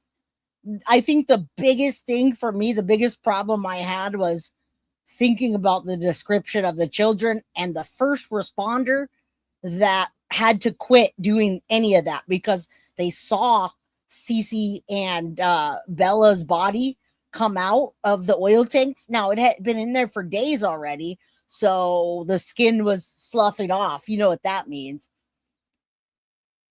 He should be waterboarding with this breakfast every day, right? He shouldn't be getting married. That's so messed up. He thought about it for a while, where to drop the bodies in the tanks, totally premeditated, right? But listen, he took a plea deal. That's why I think we're still stuck on Watts Island, because we did not get to see all the evidence. We didn't get to see any of the evidence that prosecution would have had against Chris Watts. And then we've got Nicole Kessinger that we highly suspect that she had a bigger role in, and she still walks around to this day. Lizzie thinks she can change this monster. Yeah, she says that's between me, Chris, and God. He doesn't deserve anything, I know. I agree with that, but nowadays they've got TVs and cell phones and iPads and commissary and special meals, and it's ridiculous, man. I mean, people probably look there's a sheet again down there. Right there. You see that? So he was being interrogated, interviewed, whatever. And he told them where he put the bodies. They didn't believe him. They're like, how is that possible? So they put a drone out, and then you can see Shanann. They've ultimately Found her body over here and the sheet. They drained these, and they got the little girls out. Again, this doesn't exist anymore. Anadarko, that's not even the name of the company. And I believe this was demolished and completely removed. All right. Just kind of going. I didn't get to show you a little bit closer. There, it's hard to see, but there it is right there, guys. There are the 8-inch hatches right there. You see that? I don't know. There's the hatches right up top. If you look at, you look right there. You see my mouse? That's the only way you could get something in or out from the top. 8 inches in diameter here and here. Otherwise, you have to drain this to get anything else out. Okay. So now you can see it a little better. Thank you guys for being here. We still got 130 people. Hit the like button, subscribe, get a membership, all the fun stuff. They wanted to make sure, right? What a great dad of the year. They wanted to make sure that his story was lining up. And so they did that. All right. There they are out there doing the investigation. And let's see. All right. Let's see. Where's Shanann? Oh, look, there's the ground that there's a shallow grave right there, guys. Barely anything up. All right. He barely dug anything or put any effort into it. There's that sheet. And I'm out of here after this. So thank you guys. I appreciate y'all. Thanks for the support, likes. Look at that. There it is. This is the actual scene. Yes, prayers for law enforcement. We have to see this stuff. Good night, Krista and crew. All right, guys. I think we did that. Chris Watts is applying to get married, and we are going to watch as this unfolds. I appreciate you guys for the support, and you're very welcome. I'm glad that you guys liked my coverage tonight. I do have an entire playlist on Chris Watts and Family Annihilators. Go check that out if you want. All right, I got over 2,000 videos for y'all to watch. All right, so go watch them. Sub up if you haven't. Hit all the notifications, and I will see you guys tomorrow. It'll be Friday. All right, good night, guys. Love you. I'll see you guys tomorrow. Same time, same place, 4 p.m. Pacific Standard Time, 7 p.m. Eastern. All right, good night, guys. Guilty of crime. I want to thank you for watching. If you enjoyed my content, please share this video, like, and subscribe. You can also follow me over at Facebook, Instagram, TikTok, X, or Gmail. If you'd like to donate to my channel, you can use Cash App or Venmo or PayPal. Thank you very much in advance. Guilty of crime. Are you guilty?